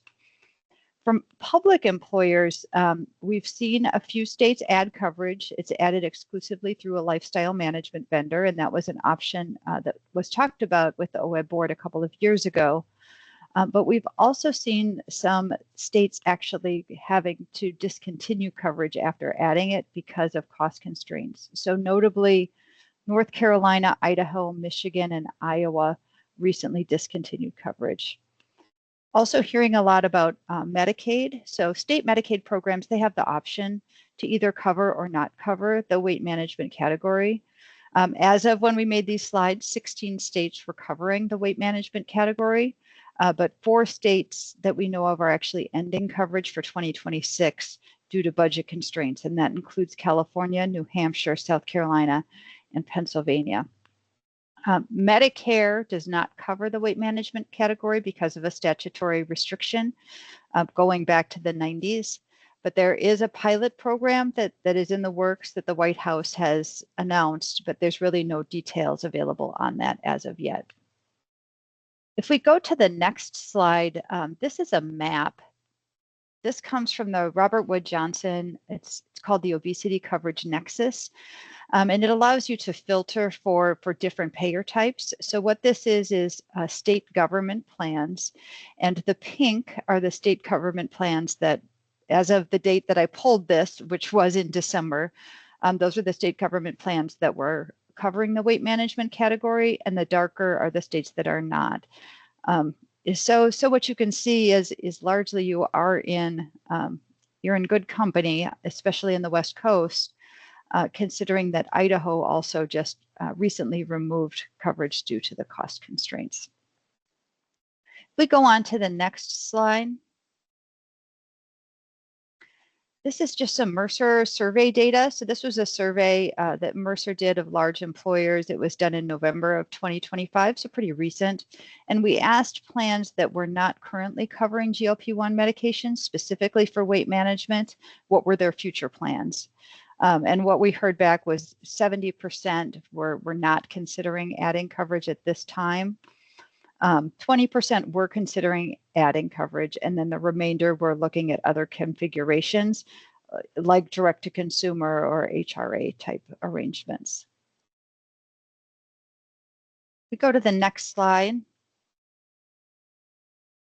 This is an example of one that's changing so quickly that this slide is already out of date. The oral version of Wegovy was FDA approved, and it arrived in stores yesterday. So that is out there. The manufacturer has priced it at $149 per month for the lowest 2 doses. For the higher doses, it is $299 per month. There is a generic available for Saxenda. That's an older GLP-1.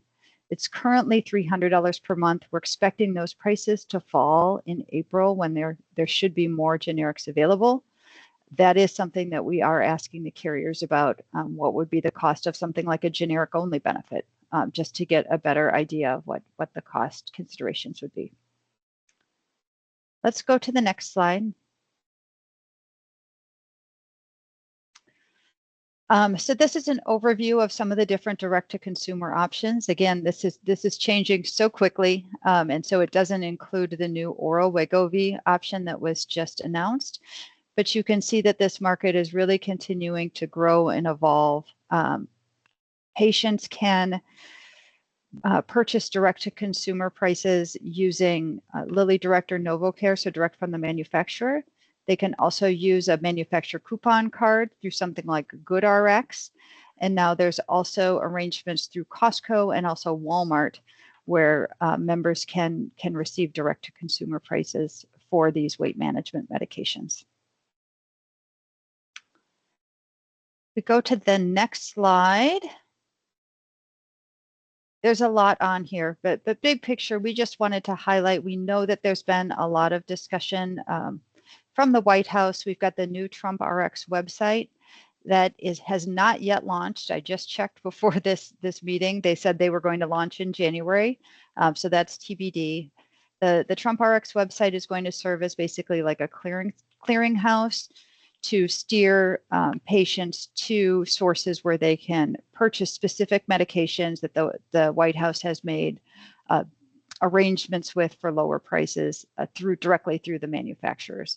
So once that website is up and running, we'll have a better idea of how it looks. But the prices should be similar to what has already been announced through the White House. The question that I'm getting a lot is how or if members will be able to access these prices while still using their insurance through their employer plan. And the answer here is we don't know yet. And we're really trying to understand. We're having conversations with multiple PBMs. We're having conversations with carriers, really trying to understand how some of these prices could be accessed, recognizing that they do represent lower prices than what has historically been available in the market, potentially even net of rebate. So that is a line of questioning. We're continuing to work through that. And if we go through the last slide here, the other question that we get a lot of is, ROI, return on investment. What about the return on investment for these medications? Here's what we know. if people are successfully able to manage their weight, and they're successfully able to reverse conditions like fatty liver disease and some of the other complications of metabolic disease, long term, there is improvement in health. There's a reduction in risk of heart attacks, of stroke, of other cardiovascular complications. But we know that that's a long timeline. That's not a financial ROI that happens within a year or two. And that's what makes these medications really challenging. Some of the data on here that's newest that I wanted to call out, Prime Therapeutics updated their study last year. And what they're doing is they're looking at real world data to see what happens, how long are people staying on medications, and what are the long-term effects in terms of medical costs. When they updated their study last year, one of the really interesting things they saw was that there was an improvement in adherence last year compared to previous years. And we don't know if that is because the drugs are now easier, the supply issues have been resolved, or perhaps patients are having a better time managing side effects because there's more awareness of side effects. There could be a lot of things there. But overall, that was promising to see that people were adhering to the medications because the medications work better when people take them. The other thing that was really interesting came out of the Employee Benefit Research Institute, EBRI. What they did is a detailed simulation of what is the impact of adding weight management coverage to a health plan. And what they found was that even at drug prices as low as $200 a month, and when we're talking about these direct-to-consumer prices, we're getting close to that. We're starting to get close to that $200 a month. But even with that, premium increases of 1% to 4% are expected, depending on adherence and eligibility for the medications. And so given the current pricing that's on the market, so not $200 a month, more like $1,300 a month with, a 50-ish% rebate, the estimated premium increases are 5.3 to 13%. So I think that's an interesting data point that we can use to compare to some of the questions that we're asking the carriers through the renewal process to better understand what the options are around the potential for long-term coverage of these medications. I know I went through these really fast and we were short on time. I see Sally's hand is up. Yeah, so last year when we were looking at like cost benefit analysis, the study that was looked at was kind of in an older age group, and I had asked if there were any studies or if we were planning on doing studies in like the 20 to 40-year-old age group, right? Where there's maybe for people that are interested in having kids, right, in childbearing years and things like that, to see if there's a cost benefit positive there, right? So if there's a lot more studies coming out that support the treatment of like endometriosis and PCOS in people, and a study is done kind of in that age group where GLP-1s are used to treat that, then in turn it reduces the need for really high cost fertility treatment. That would be a study I would be interested in seeing if that exists, or are we still looking at studies in an older age group only? That's a great question, Sally. I haven't seen one specific to the fertility and childbearing element that you bring up, but we can take that back and see if we can find one. I do think there has been an expansion of the studies, including some of the studies from the manufacturers that are encompassing more age groups. So it's not so specific of the 55 and above. It's more all the age groups that are that have metabolic disease.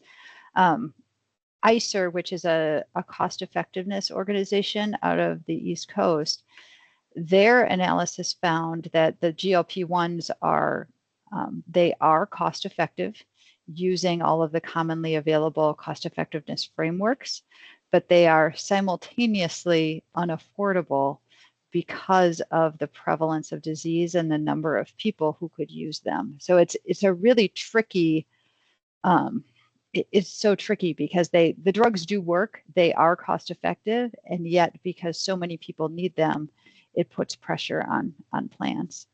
And Dr. Twang is on too, and perhaps he's familiar with some additional studies. Yeah, hi, Sally. I just want to add some research input on your question. So there are some case studies that have been published for off-label, what we call off-label use of GLPs for like polycystic ovary syndrome, which is correlated with also infertility. So anecdotally, there's some positive signs. We don't understand if it's the direct cause or because of addressing obesity, it reduces the impact of PCOS. So what we do need is a formalized study, which I'm not sure if there is one ongoing. I would have to search around in clinical trials database, but obviously that's an important question, but currently it would be considered off-label, and that's how it's being used.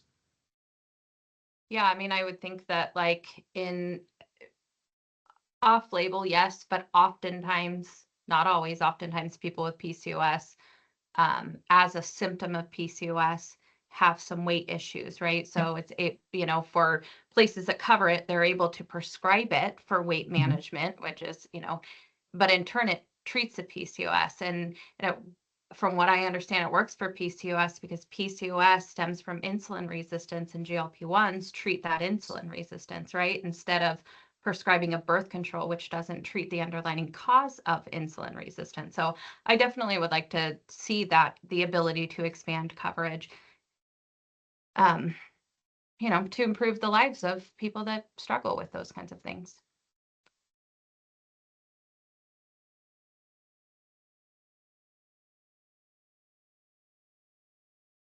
I think we Thanks can for go. that, We have Sally. we've got just a couple of additional slides here, I believe. Please go ahead, Sarah. Yeah, can we advance this slide? And again. So this just comes back to the coverage considerations, and mostly we want to make the board aware that we're continuing to evaluate this topic, continuing to gather information in response to how quickly the market is changing. I think the big thing here is the GLP-1 market is very much in flux. We've got that oral Wegovy, and we're also expecting another oral medication within the next couple of months. So there's some potential there that additional competition could affect pricing. I think we're hoping that's what happens. And then the reminder there around the 3.4% cap, and that's really the challenge with these medications in many cases. If we go, there's one more slide at the end. And this is just an estimate, very high level, but if we think about if 100% of the members who would be eligible for the medications based on the labeled indication, which is, BMI, cardiometabolic disease with comorbidities, it could potentially cost OEB over $140 million a year if the members were taking those drugs for an average of 6 months each. If only 15% of the eligible members, based on their disease, took the medication, it could still potentially cost OEB $20 million per year. And as you saw in a lot of that landscape information that was earlier in the presentation, I want you to know OEB is not alone here. I've been talking to employers just across different industries. And so many employers are really struggling with this topic right now because, again, these medications work. A lot of people could benefit from them. A lot of people would like to try them because they've really struggled to find a treatment that works for their conditions. But at the same time, a lot of budget constraints are really making it difficult to add coverage without making significant benefit cuts elsewhere. So with that, that is my very quick review of GLP-1s for today. we know this isn't the end. We're continuing to monitor this, and we'll definitely keep you updated as we learn more, both from the carriers and as the market keeps changing. Any other questions for Sarah?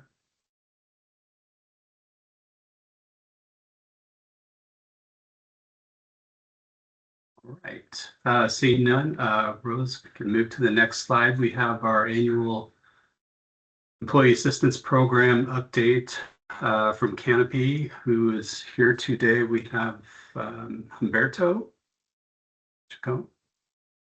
Humberto. Thanks, Ali. Appreciate it. Yeah, you bet. Good to see everyone. If you can go to the next slide. So yes, Happy New Year, everyone. And my name is Humberto Chacon. Kelsey Nordland and I are your customer success managers from Canopy. And we appreciate the opportunity to give you an update about Canopy, utilization, and promotion. And if we can go to the next slide. So we'll go over some new terminology that we're using, everyday assistance as opposed to employee assistance. We'll talk about member services just real briefly. We'll talk about a slide deck that we have available for folks to use, and to especially highlight that we do help with addressing social determinants of health. We'll talk about OEB specific utilization, organizational support, some promotion, and we'll have some time for Q&A. So if we can go to the next slide. So just a quick reminder, Canopy's mission is to create happier and healthier futures by breaking down barriers. So we've built ourselves over the last 50 years, to provide very fast access to our services so that people can feel better and move forward. So if we can go to the next slide. So we're starting to use a term everyday assistance instead of employee assistance. So you'll start to see that a bit more. We just introduced it recently because we want to get across the idea that Canopy's here for everyday types of issues, not just for crises. A lot of folks think of the EAP as kind of like crisis support, which we're great at. We do provide that, but we also are here for all sorts of different life events and everyday situations, whether it's someone looking for some financial help, childcare referral, proactively work on some relationship skills, all sorts of different things. We're available for that. So you'll see a little bit more about everyday assistance. And if you can go to the next slide. Just wanted to go over a little bit about kind of what are the pillars within Canopy, how we kind of have designed ourselves and what we think about when we're providing services. So one is we start with yes. We want to provide a solution. We want to be flexible. We want to provide a service that really helps people. Canopy was started 50 years ago by a couple of therapists in Portland who wanted to reach people through their employers and do some good and make a difference in people's lives. So we start with yes. That's something that we do. Another is that we see technology as something to enable people to connect to providers and to our resources, not just for its own sake. So you're not going to see us just put technology in just because it seems like the thing to do. It's if it helps enable that human touch and kind of getting to care, then we're going to use that. And speed to care is very important to us. So we really look at that. We really want to make it easy for people to quickly connect with providers or our services. And then we are data driven. We like numbers. We look at results. We look at how we're doing, and we look at doing that better, a little bit better all the time. And then it's really about people. It's mostly therapists at Canopy. I really care about people, and we definitely care about all of the OEB folks. I kind of joke that for myself, I love educators so much that I married one, right? And we just care very much about the people that we're serving. So you'll see that in kind of everything that we do. If you can go to the next slide. So just once again, everyday assistance, it's like common stressors is what we're looking to address, as well as kind of crisis and, and critical conditions and whatnot. And we're looking to work even more closely with leadership and with our customer contacts to fit into their strategy for employee well-being and to utilize our services, and to have very kind of clear and simple language in our promotional materials and how people connect with us. So it makes it easy for them to understand what we have available and to use our services. So we can go to the next slide. Just a quick overview. I know we have some new folks just about what Canopy provides. Over on the left are the mental health services, and over on the right are the resources for life services. So we are open 24/7. We have mental health professionals who answer the phones at our call center. There's no phone tree. When folks call, they get a live person, and it is a mental health professional who is answering the phone, and they can provide in the moment support for pressing issues. And we do that every day. We do have counselors. We have a nationwide network of affiliates. We also have coaches that can help folks. And we also have a peer support program that's anonymous, and it's they're all the conversations that people are having on the peer support platform are moderated by licensed therapists. And then over on the right, kind of getting to that everyday assistance, are the resources for life. So we can help with finding childcare, help with adult care. We can help with all sorts of resource retrievals, looking for different services, save people time. We do have financial coaching, and it's unlimited, and we're seeing that increase as financial stress increases. We do have a nationwide network of attorneys with a discount to those services.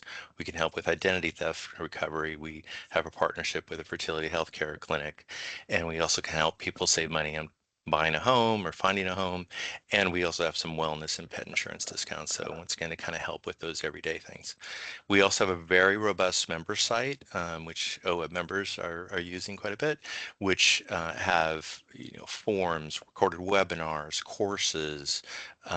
There's links to different discounts, as well as a cognitive behavioral therapy app that's proprietary to Canopy to help people assess how they're doing in various areas and to go through some self-help modules. So a lot of services for members to help them every day. So if we can go to the next slide.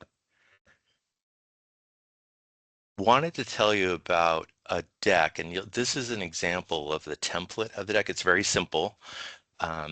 That we put together working with staff and with Mercer so that anyone from any of the entities could take this deck, take detailed speaker notes, and really highlight the services from Canopy. So it's the reason it's so simple as far as a template is that we want it to be emailable, so we didn't put a lot of visuals and whatnot.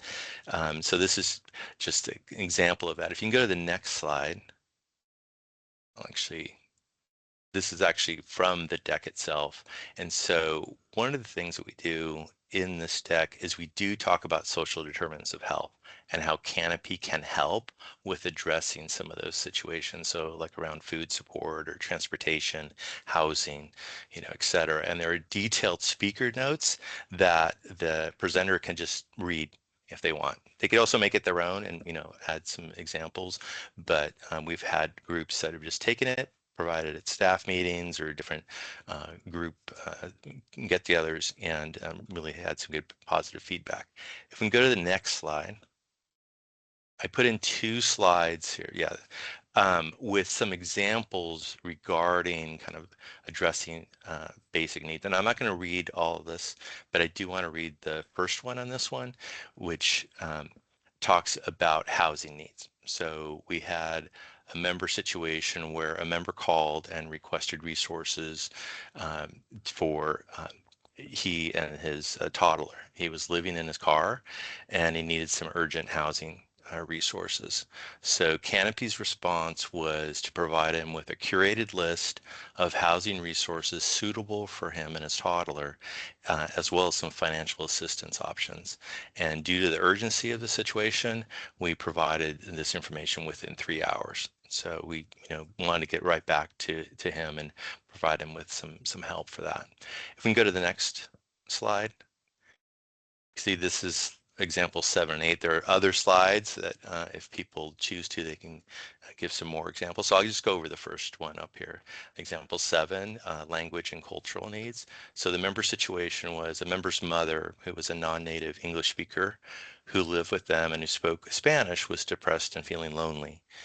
This member and their mother requested a Spanish-speaking counselor for the mother. And so Canopy's response to that was to provide a referral to a Spanish-speaking counselor.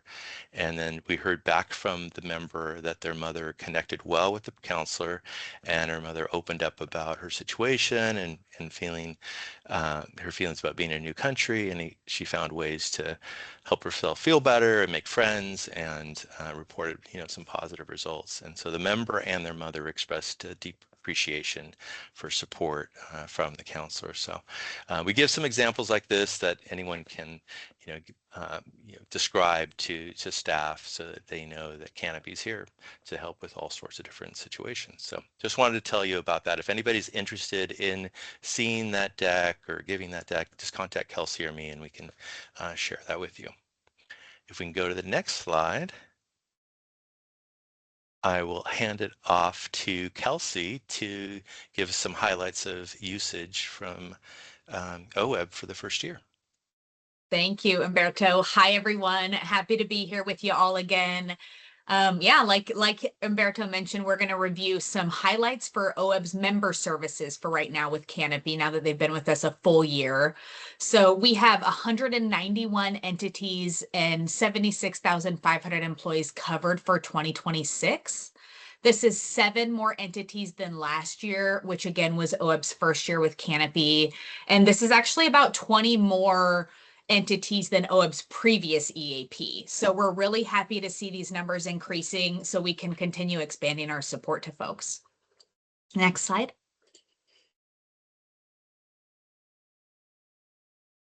So OEB's first year, 4% utilization with Canopy, which from our understanding is considerably more than the previous EAP. This includes members who were given referrals to providers or services. In addition to this 4%, approximately 6% of members utilize resources like the anonymous peer support Umberto mentioned, that digital cognitive behavioral therapy tool, courses, and some of the other tools that are available on demand on our member site.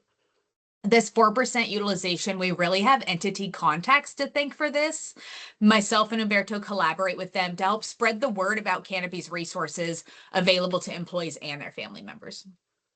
Next slide. So there were over 3,000 OEB members referred to providers or services during the first year with Canopy. And again, this does not include those that access the web resources. So many more, in addition to that, access those web resources on demand. Next slide. Some top presenting issues. These are for counseling. These are always nice to look at. Anxiety was number 1. This was followed by marriage, relationship, stress, family, and then depression.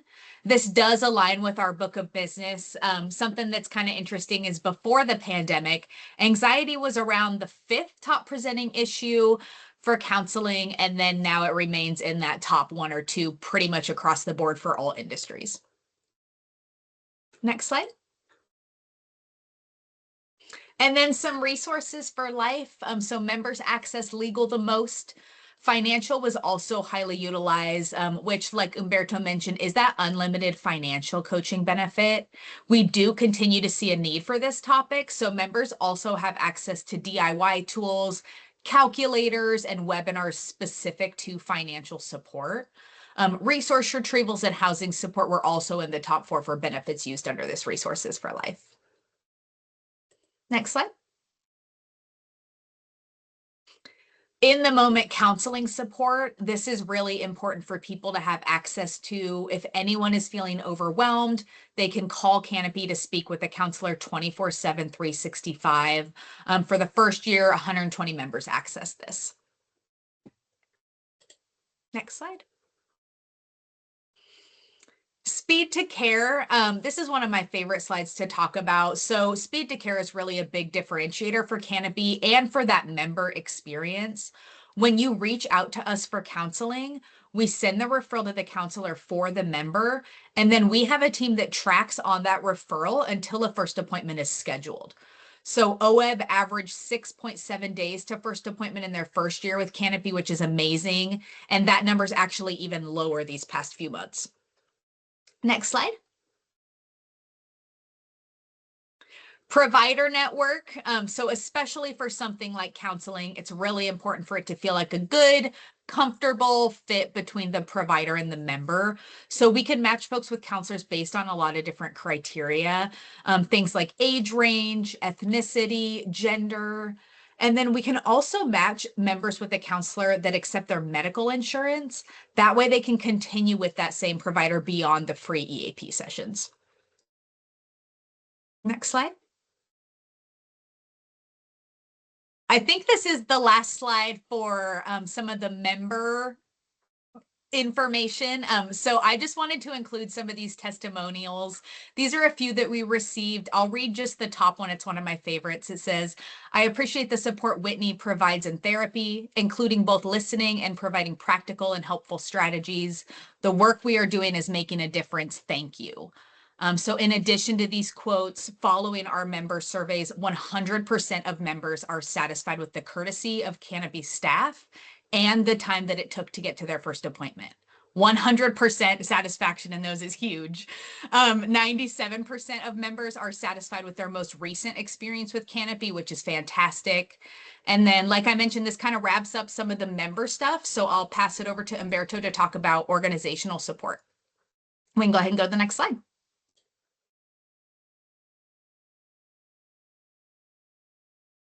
Umberto, you're on mute.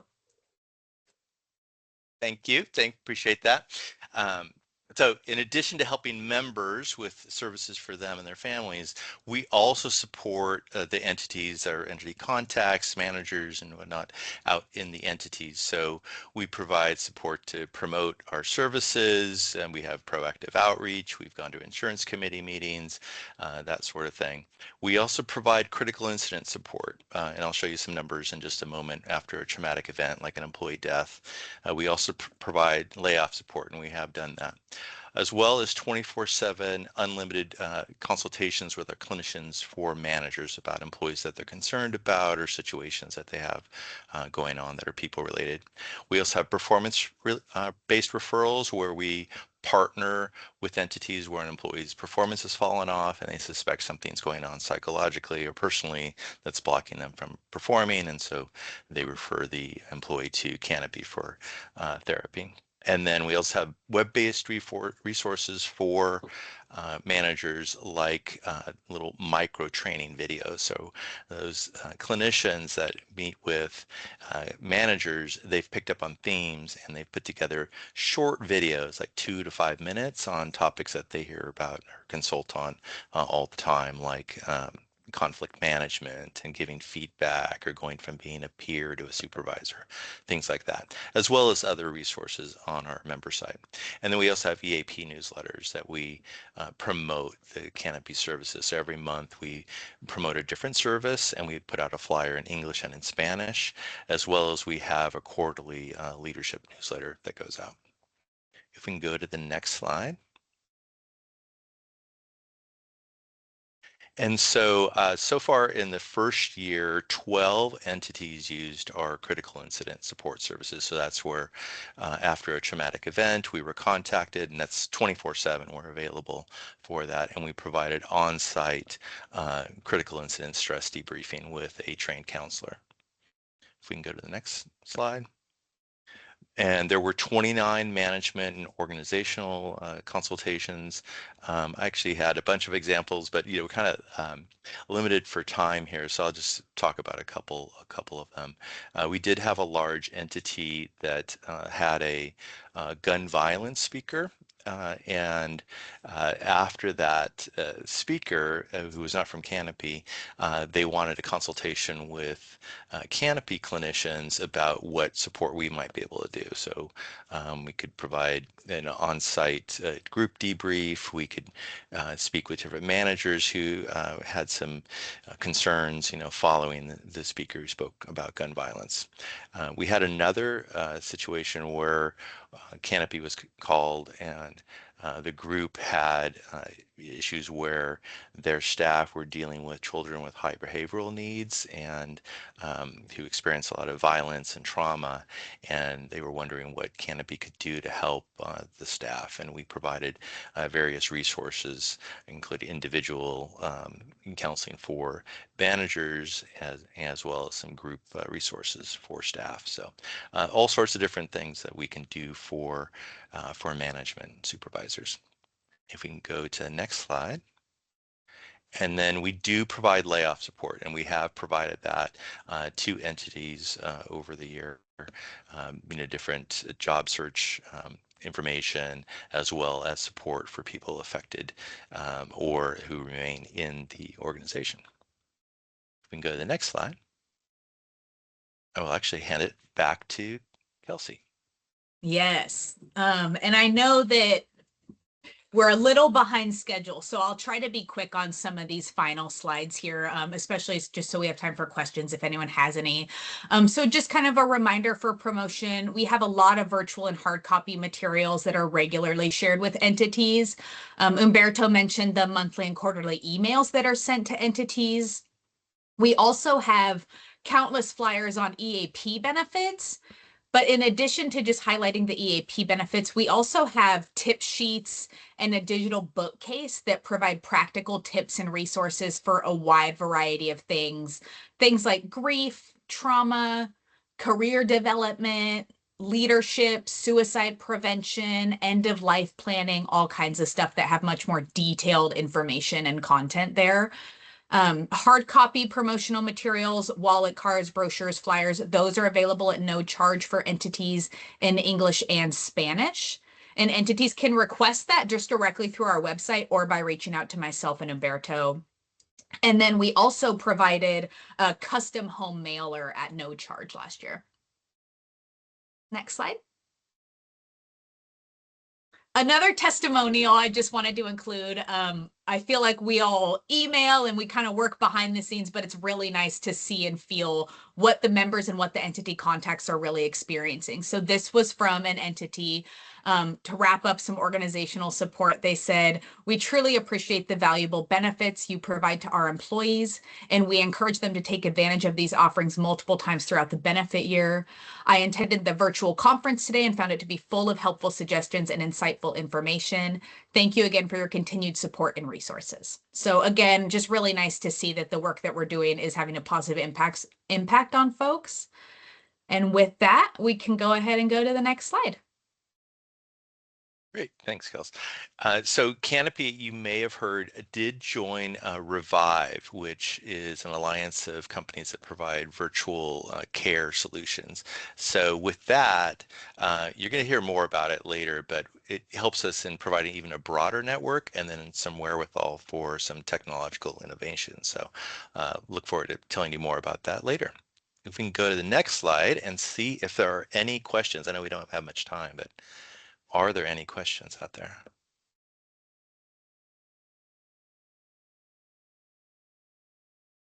No? Okay. Well, thanks, Sally. Appreciate the note. Yeah, I want to thank Canopy. It's just incredible the amount of services that you're providing OEB members and OEB employers as well. And, it's just been a great experience to work with you and your staff, Umberto. And thanks. Really appreciate you coming and reporting to the board. Absolutely. Yeah, we're here to help. So really appreciate working with you all. Yeah, sorry. Yeah. Any other questions for Canopy? Comments? Nope. Okay. You know where to find us. So thank you. Absolutely. Thank you so much. All right. Take care. Have a good one. All right, we're just a couple minutes behind, but doing fine. We have our Health Equity Committee update, and Sharna Freehand from our staff is here to report. Sharna. Thank you, Ollie. Hi, everyone.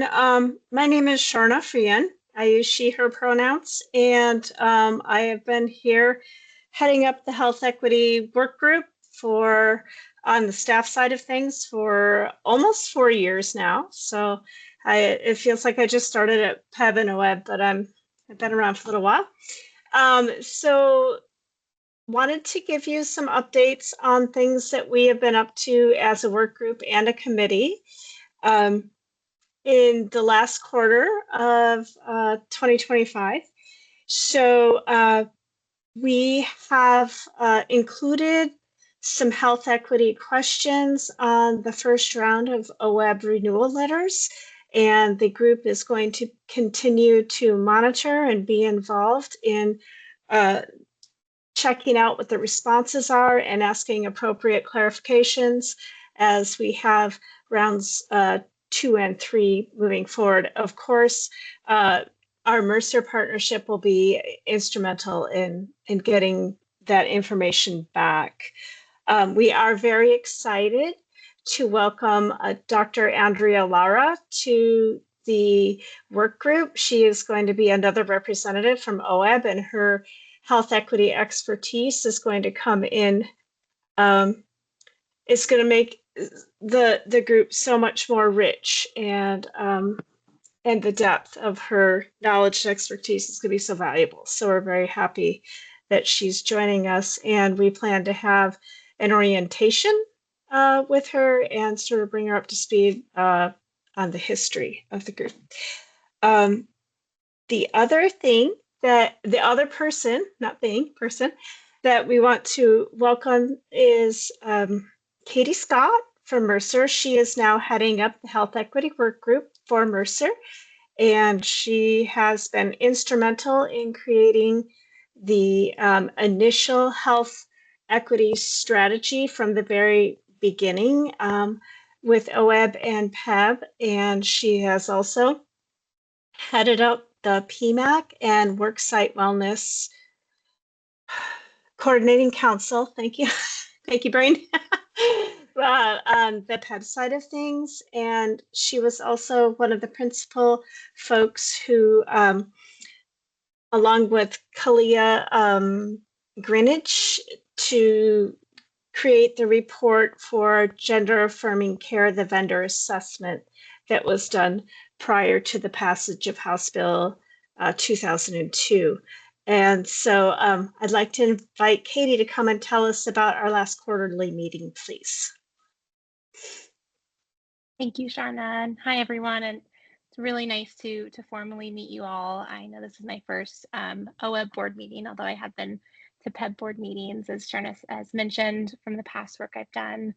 I'm Katie Scott. I sit out of our Los Angeles, California office. I've been with Mercer almost 7 years now, and the majority of my work that I do is related to supporting organizations and their health equity strategies. So very happy to continue that work with OEB as well as PEB going forward. As Sharna mentioned, we had our Q4 Health Equity Work Group meeting just a few weeks ago in December.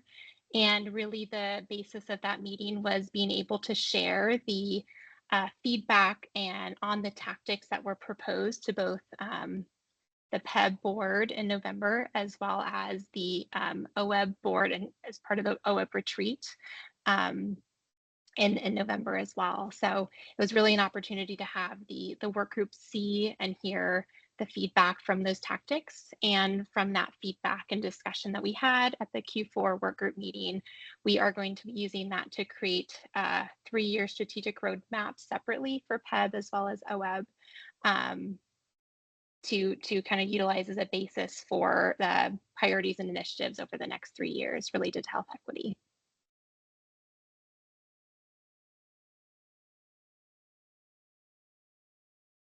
Thank you, Katie. That's pretty much what we have to offer for this monthly meeting. If anyone has any questions, we're happy to take them.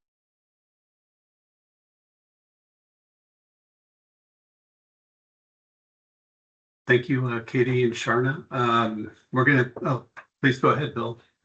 Sorry, I was late putting my hand up. I couldn't find the button. So does the equity committee have a work plan or a set of what you're going to be doing? Did I miss that? Katie, do you want to take that? I know we do, but I know that you have a better, clearer picture of how it looks on your side. Yeah, hi Bill, thanks for that question. So we do have, there were agreed upon guiding principles for kind of shared by OEB and PEB. And so what the next step is to develop the 3-year roadmap. So we plan actually to come forward in the coming months. We'd love to come forward at a future board meeting to share that drafted roadmap with you all once it's put together. So more to come. Yeah, we're gonna start having regular updates from the Health Equity Committee at our board meetings, and just so you're all up to speed. Any other questions? Bill, do you have anything else? No, looking forward to seeing the roadmap and covering the issues that we need to cover. Great. All right. Well, thank you both so much for joining. And next, almost there, we have a CL update from Glenn Bailey from OHA staff. Glenn, are you up there? Yeah, I'm here. Thanks, Ali. Great. Yeah. Well, good afternoon, all. And I wanted to provide a kind of short update on what CIAO is currently working on, because several of these items actually relate to the renewal. We actually met in December 2nd was our last meeting. There were 4 items that CIAO addressed. The first was the clinical priorities for the upcoming renewal. Each year, the board will, during the November retreat, will select an area, condition, health topic that they want to focus on for the upcoming renewal. This year, it's going to be clinical, it'll be cardiovascular conditions, specifically looking at interventions that our carriers are using.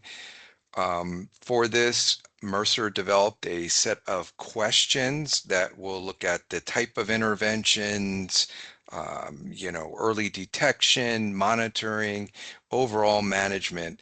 And from that, we'll gather the necessary information and then come back.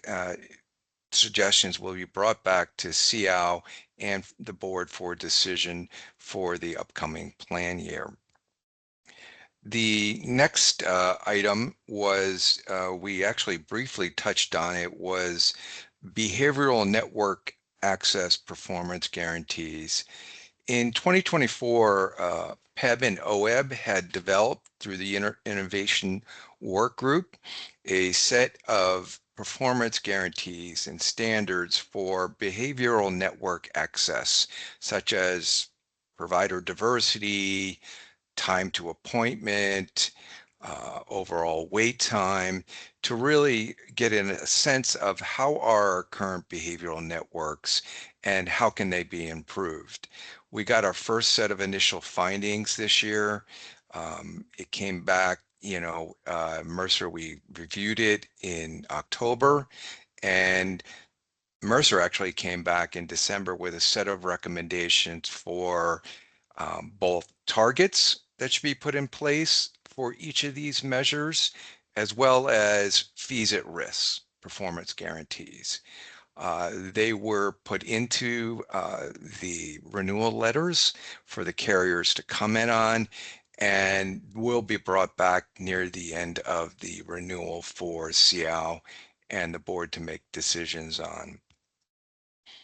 The next one is in regards to our 2025 CIAO Summer Research Group. For the topic for that group was to look at how we can improve our type 2 diabetes management and value of the interventions overall.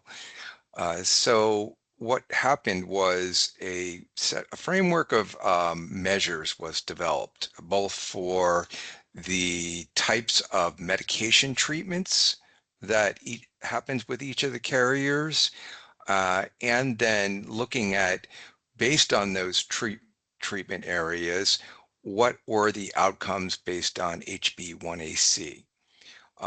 We had some initial findings on that, and we did have some differences between some of the different groupings, but it was recommended that we really take a deeper dive into these recommendations, into these report findings, and then come back with some recommendations on how clinical treatment can be improved.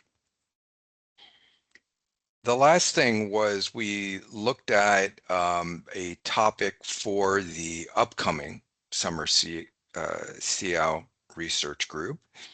And it was recommended that we actually, along that lines of access, look at dental access. It's been a topic that's come up among a number of our dental carriers, and it was proposed that we devote that research group to developing standards and metrics for scoring dental access, probably similar to what we would do with behavioral, but we haven't worked out all the details. And actually, that won't start until June of this year.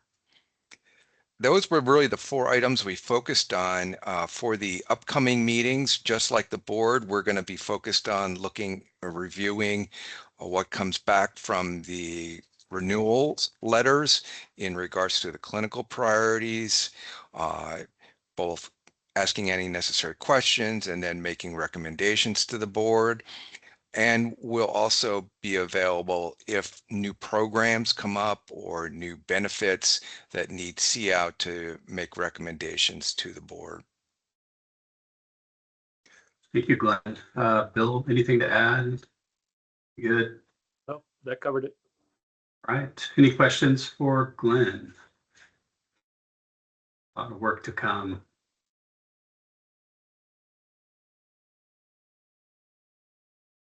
Right.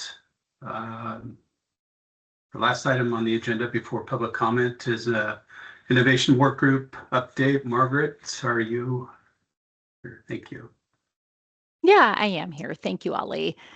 Good afternoon, everyone. It's good to be here. I'll provide a kind of a quick overview of the most recent work of the OEBB Joint Innovation Work Group.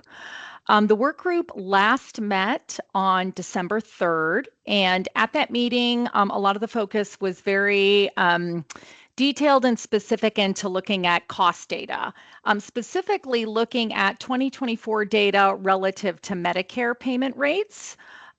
We look at that report annually, our level of payment benchmarking, and where we look across all OEB and PEB health expenditures by different service categories and benchmark them relative to Medicare rates. And so those reports are available in full detail in the meeting packet from the work group's December meeting. I'll share just a few high-level numbers today. So for OEB, looking overall in 2024, the data showed that for MODA, OEB payments for healthcare were right around the 189% of Medicare level. And now there's a big range. Of course, hospital, inpatient, and outpatient hospital are capped at 200% of Medicare, but certain other areas of care certainly exceed the 200% level. Like, for example, anesthesia is one that is often, when the work group reviews, in the 300% or more range. So, lots of variability in terms of the percentage of Medicare for our payments in terms of the relativity. But for OEB, for MODA was running around 189% of Medicare. Kaiser was running at 202% of Medicare. And additionally, if we include what Kaiser calls their integrated care management fees, which are additional charges attached to sort of each claim related to care management services that Kaiser provided. Their rate goes even higher, up to around 230% of Medicare based on the 2024 data. And some of the data points that the work group really dug into were looking at that increase over time. MODA at 189% of Medicare in 2024 had been 179% in 2022. So that's a 10 percentage point increase in 2 years.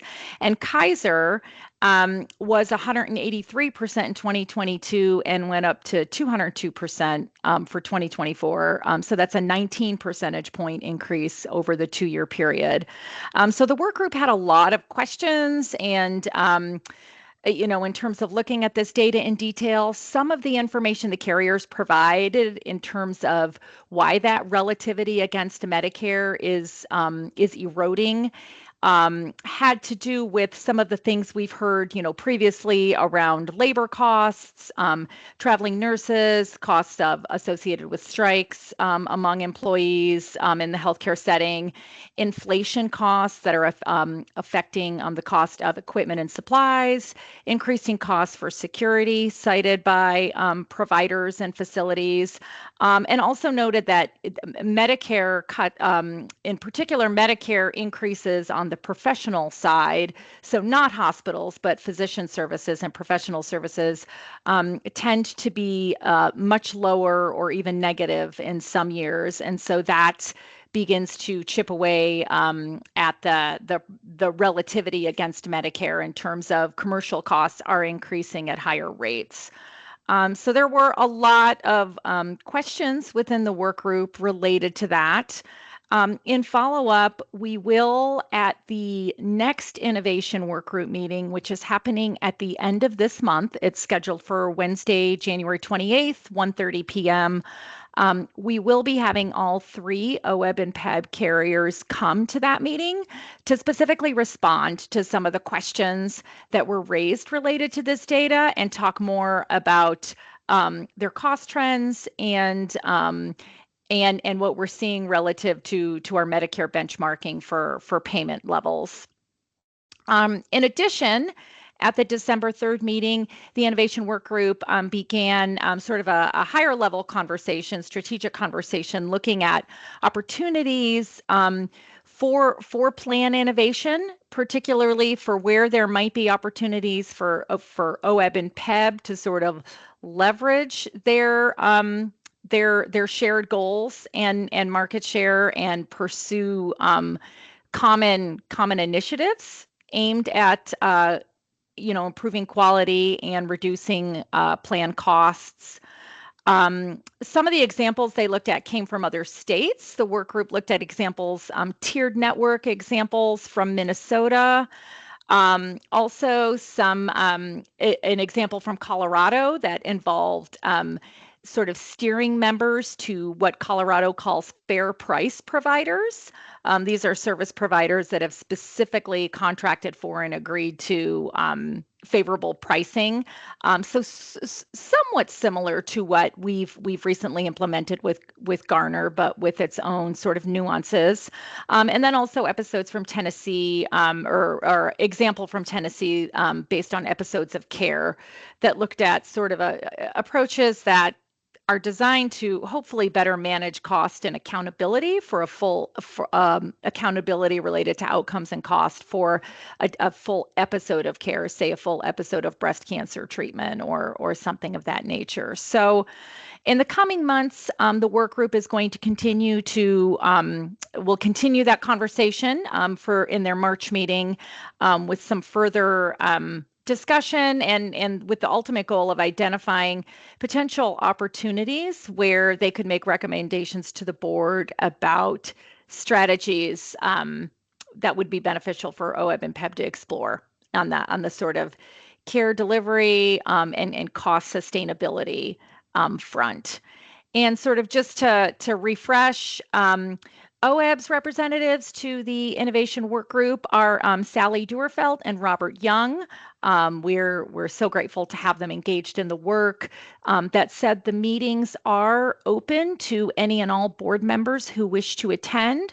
So I would encourage, if you have questions about sort of what cost pressures, have been happening and what those concerns look like, the January 28th meeting will be an opportunity to listen in to more of that discussion. And the work group itself does meet every other month.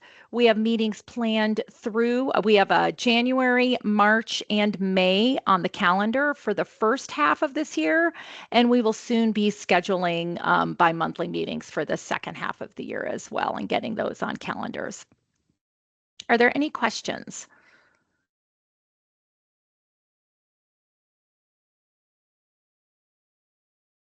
Great. Well, thanks so much for having me. Yeah, thank you so much, Margaret. All right, wrapping this up, we have some public comments. Thank you, Rose. This was actually, I sent the board an email on December 18th. This is from the OEB Advisory Committee, and public comment included a memo addressed to the board outlining some requests. As you know, the advisory committee is made up of several important OEB partner stakeholder groups, including OEA, OSBA, COSA, OSEA, OASBO, OSPA, and OCCA. And if you haven't already had a chance, please do review the letter from the committee with regard to the upcoming contract renewal negotiations and upcoming long legislative session in 2027. The following requests were respectfully made to OEB staff and the board. The first one was enhanced communication with staff during the renewal process, allowing for timely input and feedback. And the second request is to provide an estimate of the annual gap the board may encounter over the next 3 renewals, starting in October of 2026. And if the 3.4% target is maintained using 2 scenarios, one without the use of the reserves and one using reserves in the first year to achieve the cap. So both of these requests are certainly doable from our staff perspective, and we're actually meeting tomorrow with the advisory committee to start working through this. The final request, the committee is putting together a work group to draft legislation for the 2027 legislative session, and would love to welcome any OEB board members who would like to participate on the work group. So far, we have 1 volunteer in Bill Gropp, and we'd like to see if we can get at least a couple more board members to engage as well.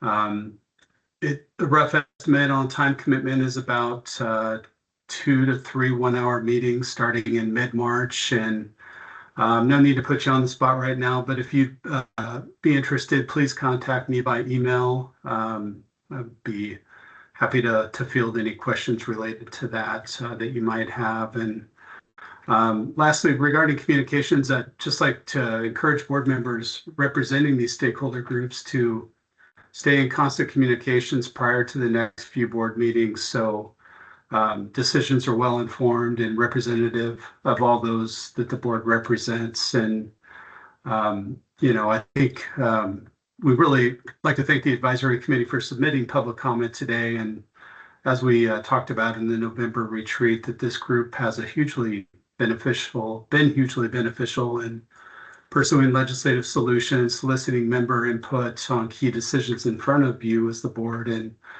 then just offering advice and confronting some of the challenges facing the board and staff that we're certainly going to be faced with over the next few board meetings. So we'll all stay in close contact, and I think any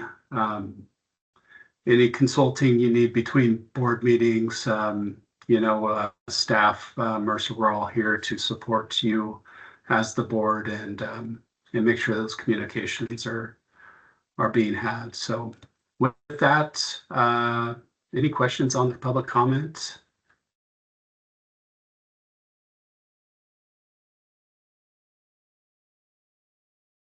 there any other public comment, Rose? No other public comment. Okay. Well, thank you all, and didn't get a chance to wish everyone Happy New Year, and hope everyone has a great rest of their day, and we'll see you all very soon. Close the meeting. Thank you. Take care.